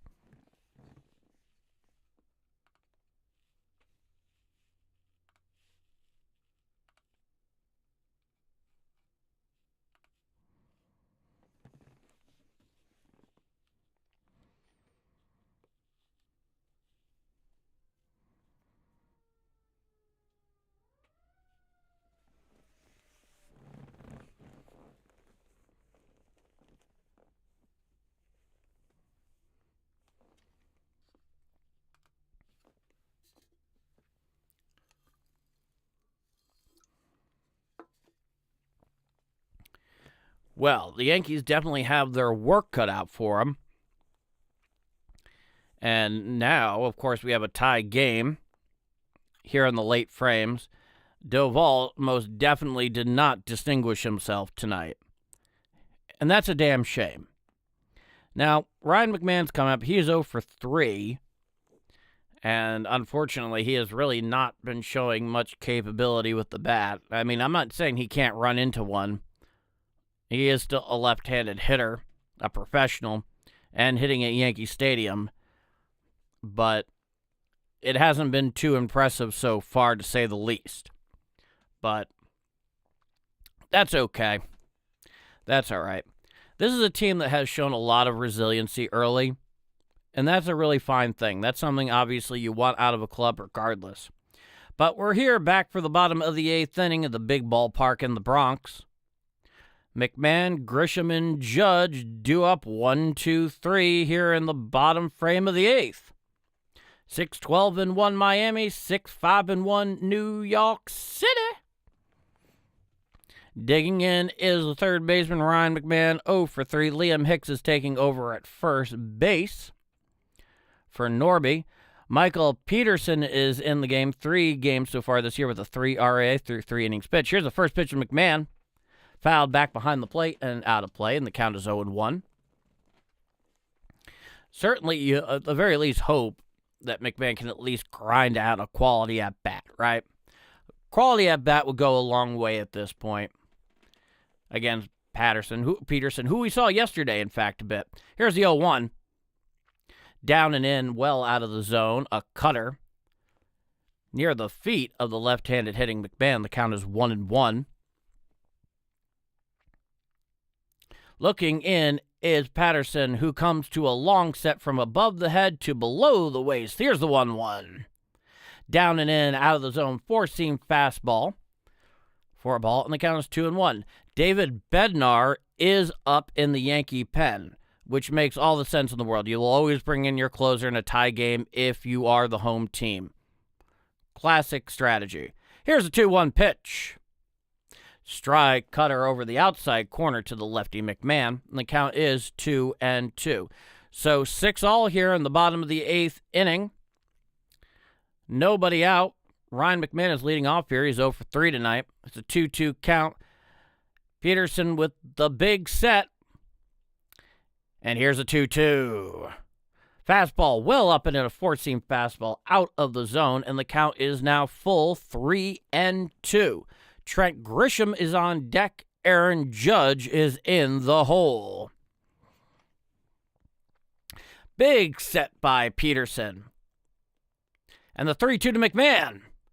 Down and in, and he walks. He works a lead-off walk here in the the bottom of the 8th inning. So the Yankees got themselves a lead-off walk for Trent Grisham, who's 1-for-2 tonight with a couple of walks, a single, a run, and an RBI. Hitting .208 on the early season, 4 RBIs, no home runs.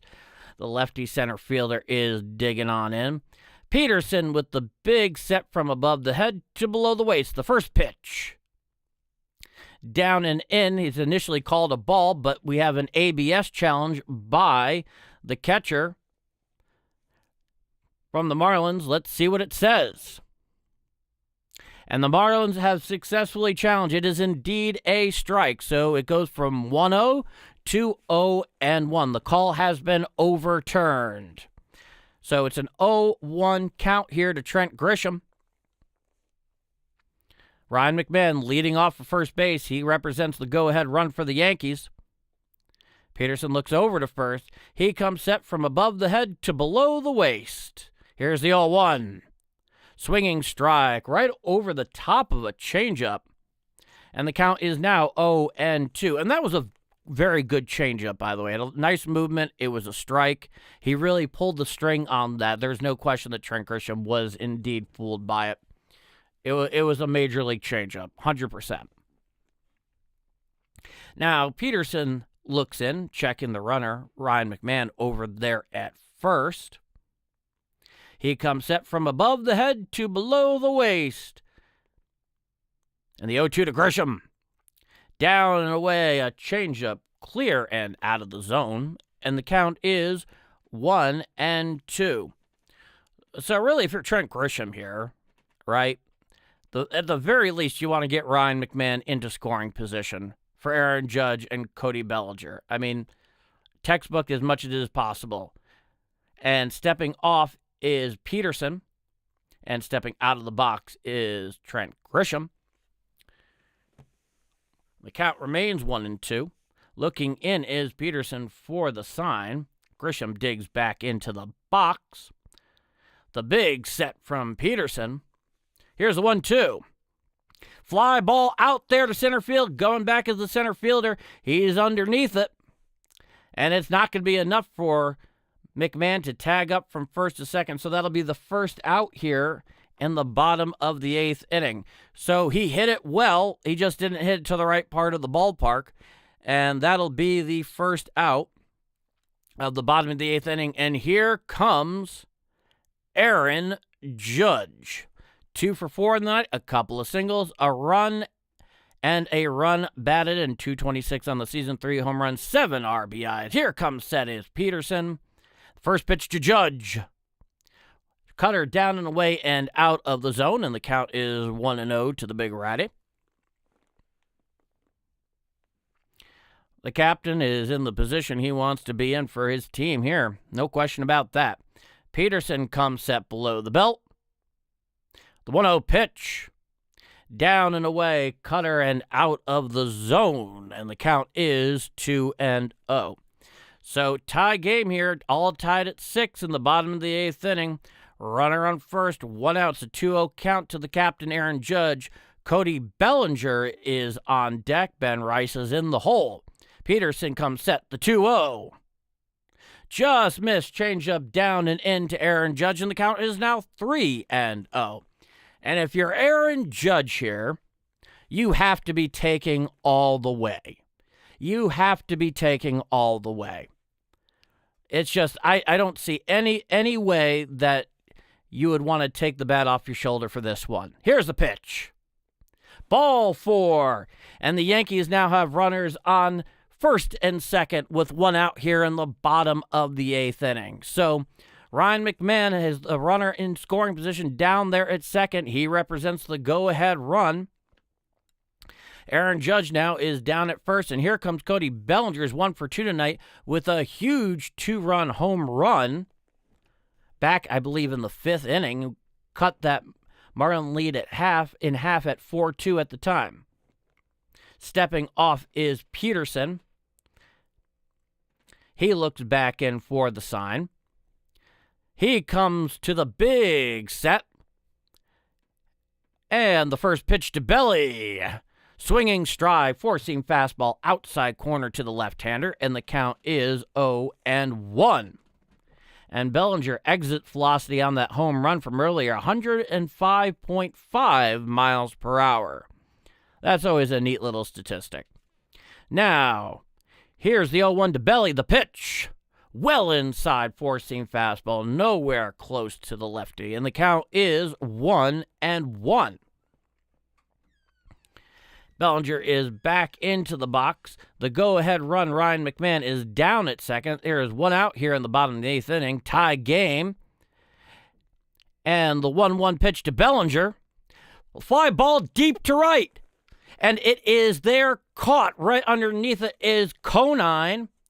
And Ryan McMahon is going to stay there right at second base. And off the bat, folks, off the bat, that thing looked like it was going to end up in the second deck in right field at Yankee Stadium, and then Bellinger realized it was not going to happen. So, 2 outs here in the bottom of the 8th inning. Runners still on first and second here. 2 out. Ben Rice is up at the plate, and we have a conference there out in the mound.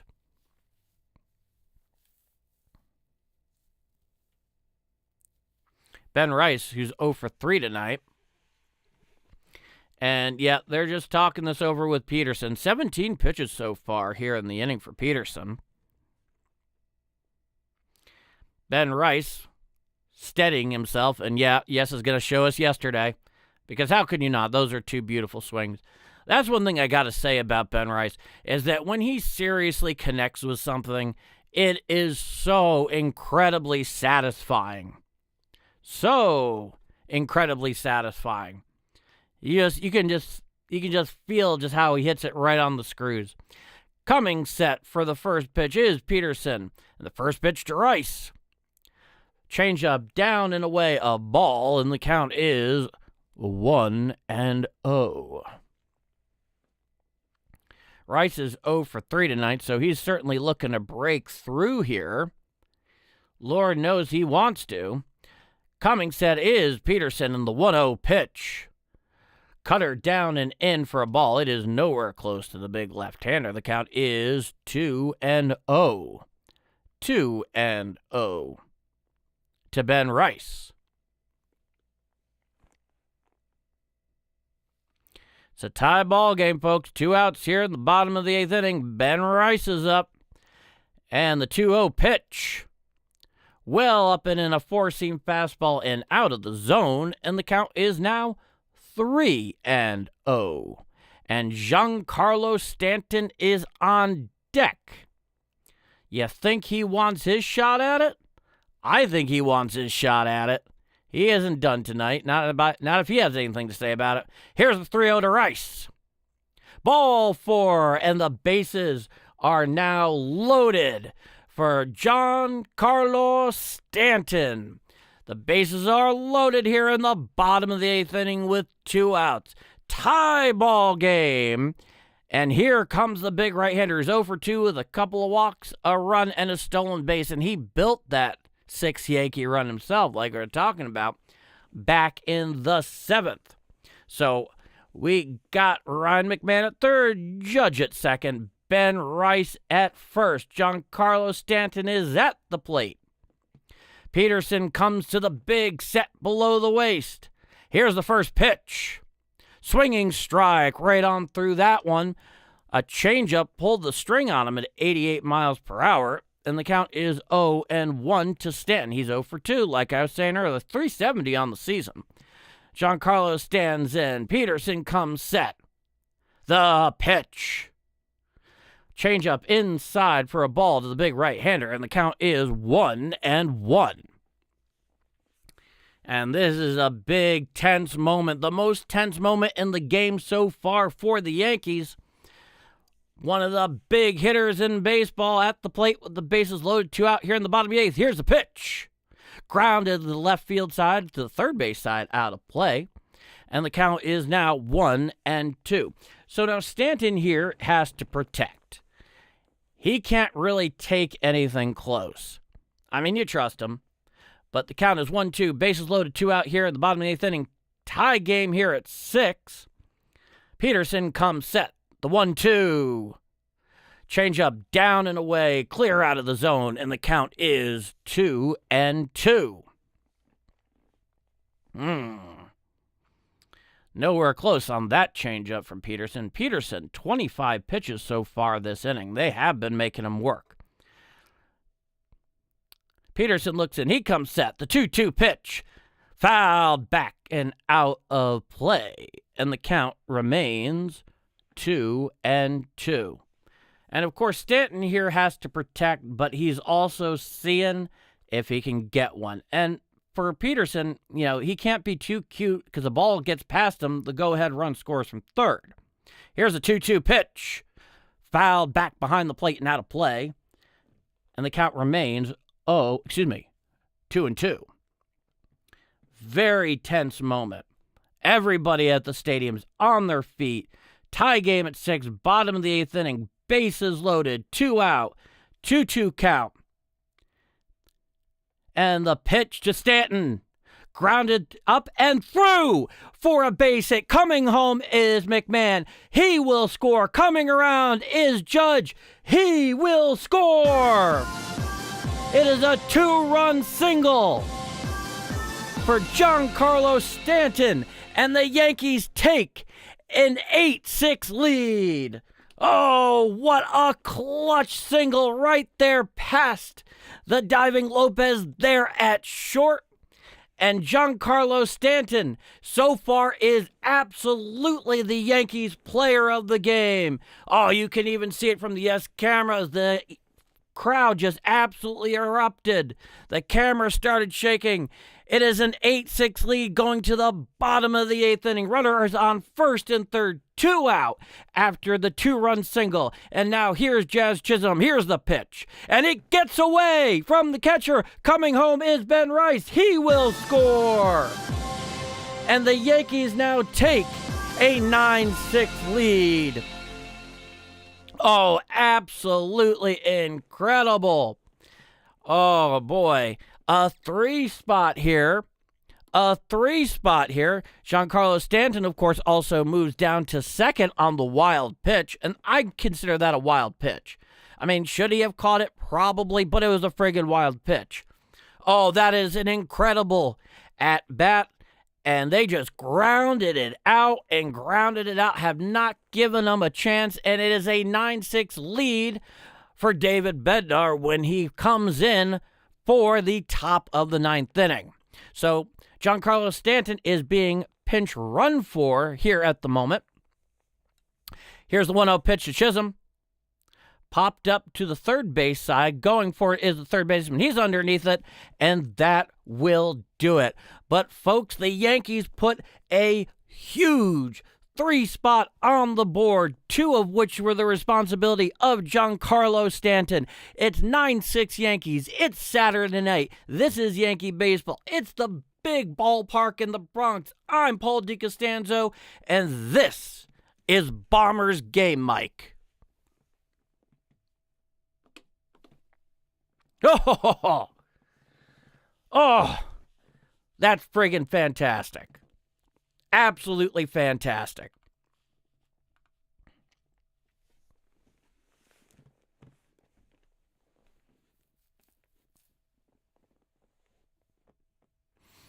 Oh, boy.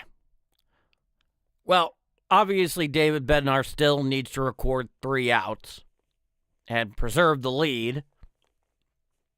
But it's a lead he should reasonably be able to protect. Not that I'm trying to jinx him here, folks. But all the same, the expectations are clear. The expectations are very, very clear.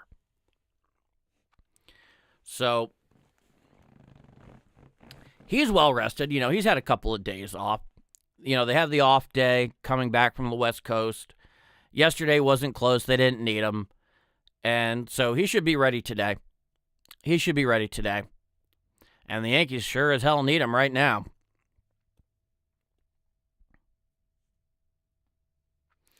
So we go here to the top of the 9th inning. And yeah, Yes is just going through that whole at-bat from Stanton. As well they should, because it was just such a professional at-bat, right? Just such professional hitting.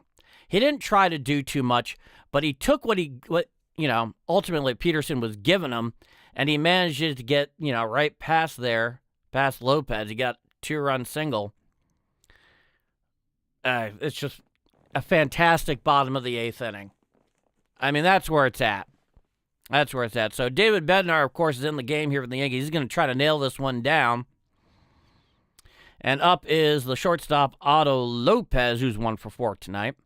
First pitch from Bednar is a curveball ball out and away to the right-handed hitting Lopez. On the count is 1-0. David Bednar, 2-7 through 3 games this year, 3 and a third inning pitch. 2 walks, 2 strikeouts. The 1-0 pitch. Curveball down and away and out of the zone. And the count is 2-0. Otto Lopez, 1 for 4 with a single in the first and a run scored tonight. David Bednar comes set at the chest. The 2-0. Fouled back and behind the plate by Lopez. And the count is 2-1. So we know what David Bednar is all about. Plus fastball. Plus curveball. Here's a 2-1. Strike, fastball, 4-seamer on the outside corner, 96 miles per hour to the shortstop Lopez. And the count is now 2-2.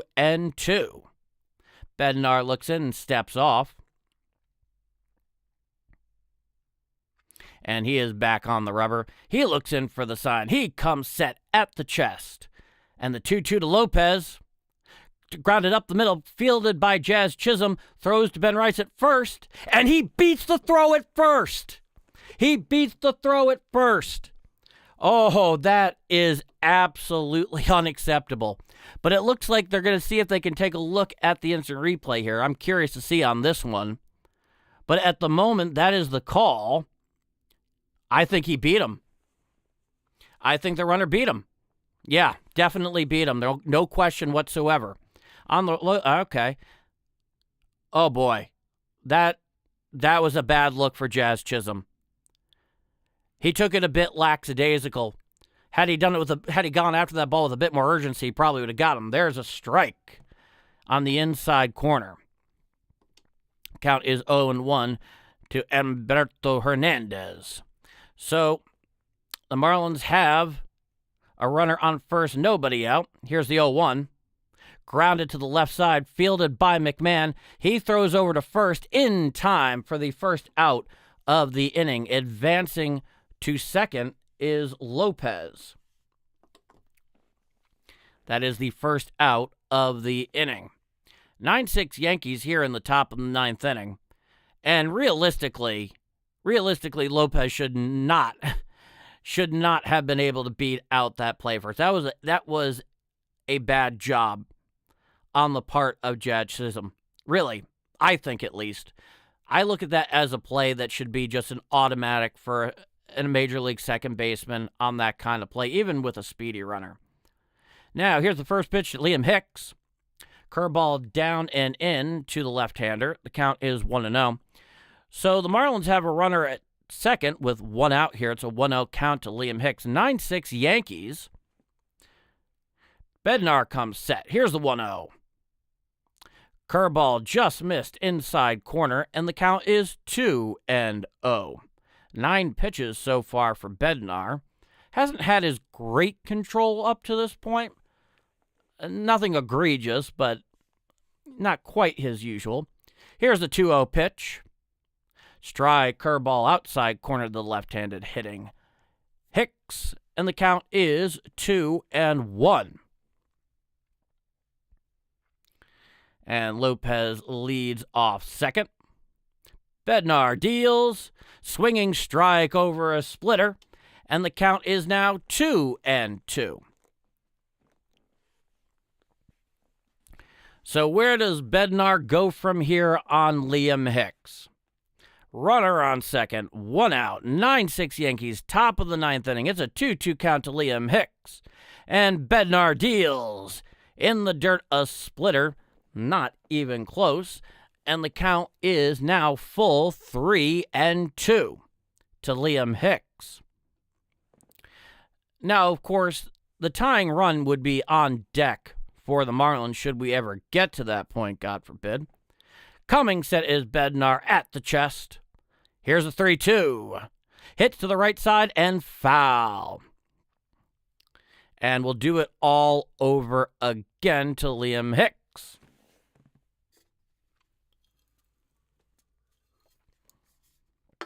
Here on Saturday night at the stadium. It's been one back-and-forth game. Bednar comes set. The pitch.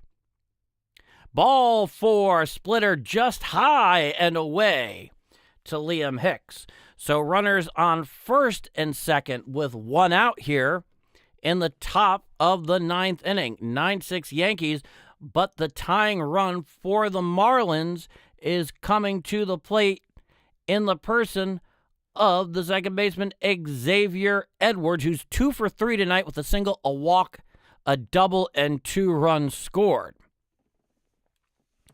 So they're making it interesting, to say the least. I guess we shouldn't be surprised, just kind of given the nature of this game here so far. So runners on first and second, one out here, top of the ninth inning. Up to bat is the lefty Xavier Edwards. Comes set is Bednar. Here's the pitch. Strike, splitter, outside corner to the left-handed hitter, and the count is 0-1. And yes, Xavier Edwards did have that solo job yesterday in the home opener. Yes is reminding us of that fact. Hopefully that's not prescient in any way. Time is granted by the home plate umpire at the request of Edwards. So 15 pitches here so far for Bednar. If you're joining us, it's been a fun Saturday night in the Bronx. At about 10 to 11 Eastern, Bednar comes set to Edwards. Here's the 0-1. Curveball down and in and well out of the zone, and the count is 1-1. On deck is Owen Casey. Javier Sanoja is in the hole. Bednar looks in for the sign. He comes set at the chest. The pitch. Just Mitch splitter outside corner, and the count is now 2-1. How much did he miss by? He didn't miss by much, but even if there was an ABS challenge, they would probably not have won. Hard to tell. Now, here's a 2-1 from Bednar. Foul down the third base side and out of play. And the count is now 2-2. And there is an arm up, right-handed arm up in the Marlins bullpen. Should it become necessary for the bottom of the ninth, God forbid if it does. Bednar comes set to Edwards. And here's the 2-2 pitch.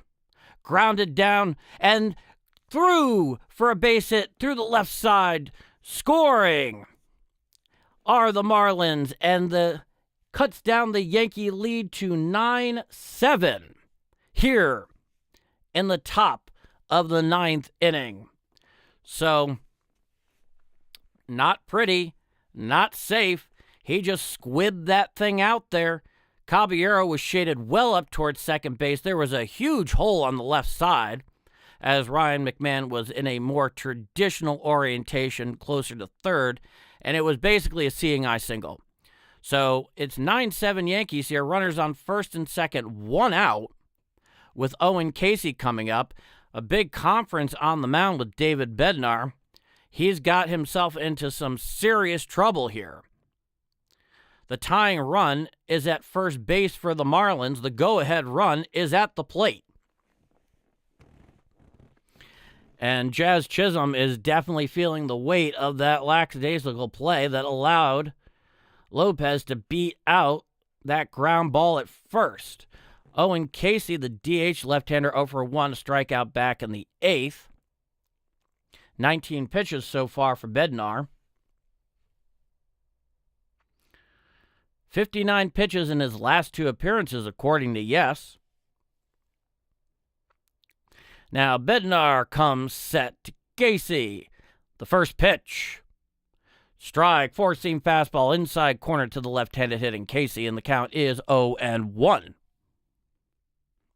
Loosening up in the bullpen there. Got a lefty up in the pen. Comes set is Bednar, the 0-1. Swinging strike right over the top of a curveball, and Casey is in the hole. 0-2 to David Bednar. And yeah, that was a nasty curveball down and into the lefty. He just kind of flailed over that. Swung right over the top of it. Now, Bednar comes set at the chest. The 0-2. Just Smith, four-seam fastball upstairs, and the count is now 1-2. So runners on first and second, one out here in the top of the ninth inning. 9-7 Yankees. A tying run is at first for Miami. It's a 1-2 count to Owen Casey. Here's the 1-2 pitch.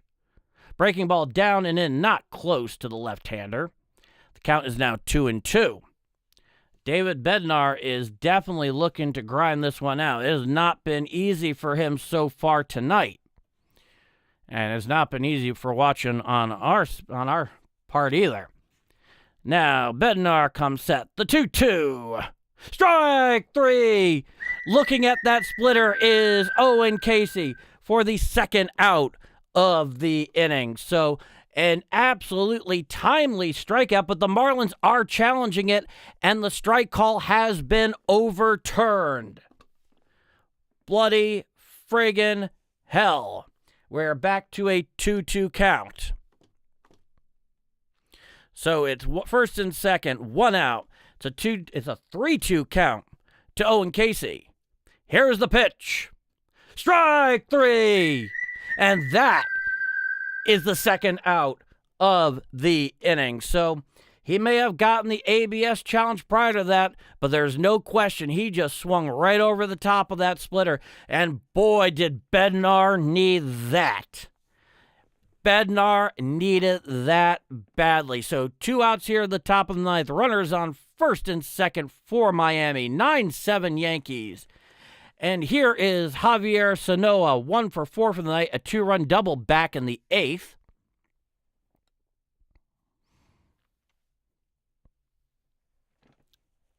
And he steps in. Looking in is Bednar for the sign. He comes set at the chest. The pitch. Well outside. Did he go around? No, says the first base umpire. He managed to check his swing. And the count is 1-0. 1-0 to Javier Sanoa, who is the last licks here for Miami, but they do have the tying run at first. Here's the pitch. Popped on up behind the plate and out of play. And the count is 1-1 to Javier Sanoa.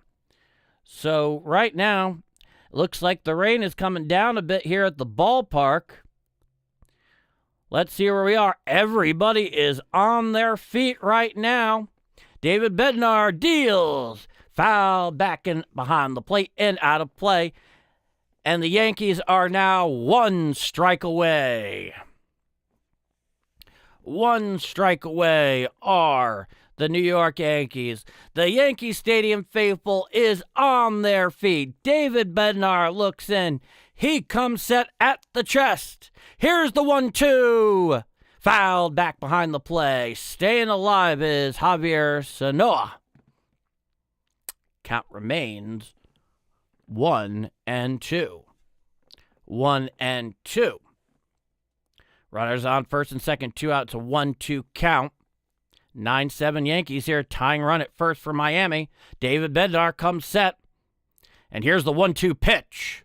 Grounded to the left field side and through for a base hit. Fielding is Bellinger. Holding at third base is the runner. And now the bases are loaded with 2 out here in the top of the 9th inning. And coming up is Griffin Conine, the left-handed hitter. I mean, this game, nothing has come easy tonight. Absolutely nothing has come easy tonight. 30 pitches so far for David Bednar. Griffin Conine pinch hit a couple innings back. He's 0 for 2. Here's the first pitch. Strike, curveball, outside corner to the left-handed hitter, and the count is 0-1. God, imagine being at the game tonight, having seen this back and forth matchup.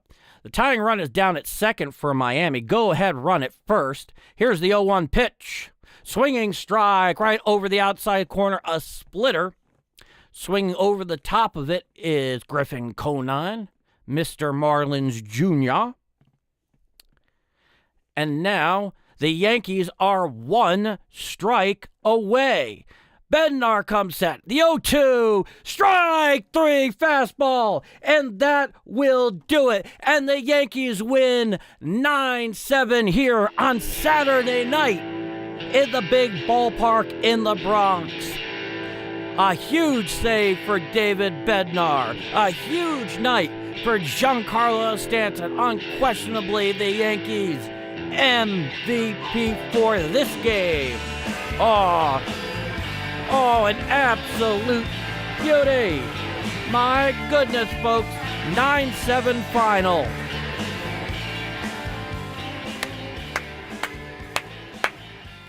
Oh, yeah, that is all she wrote. This one was a back and forth matchup. The Yankees came through. Ryan Weathers really didn't have it tonight. Obviously, Paul Blackburn held it down for a couple of innings. He was not responsible for that 4th run. Certainly, that was Cody Bellinger's part. But a lot of timely hitting and pitchers picking each other up.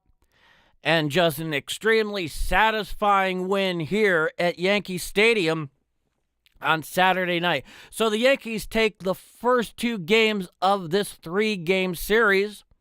And, of course, they'll be back tomorrow afternoon for the 1:35 start at the big ballpark in the Bronx. Max Fried, the current Yankee ace, unless you want to consider Cam Schlittler the ace at this point, but I don't think he's earned that, not against Max Fried. He'll be taking the bump. We'll be here for the 1:35 call tomorrow afternoon on Yankees Game Mike.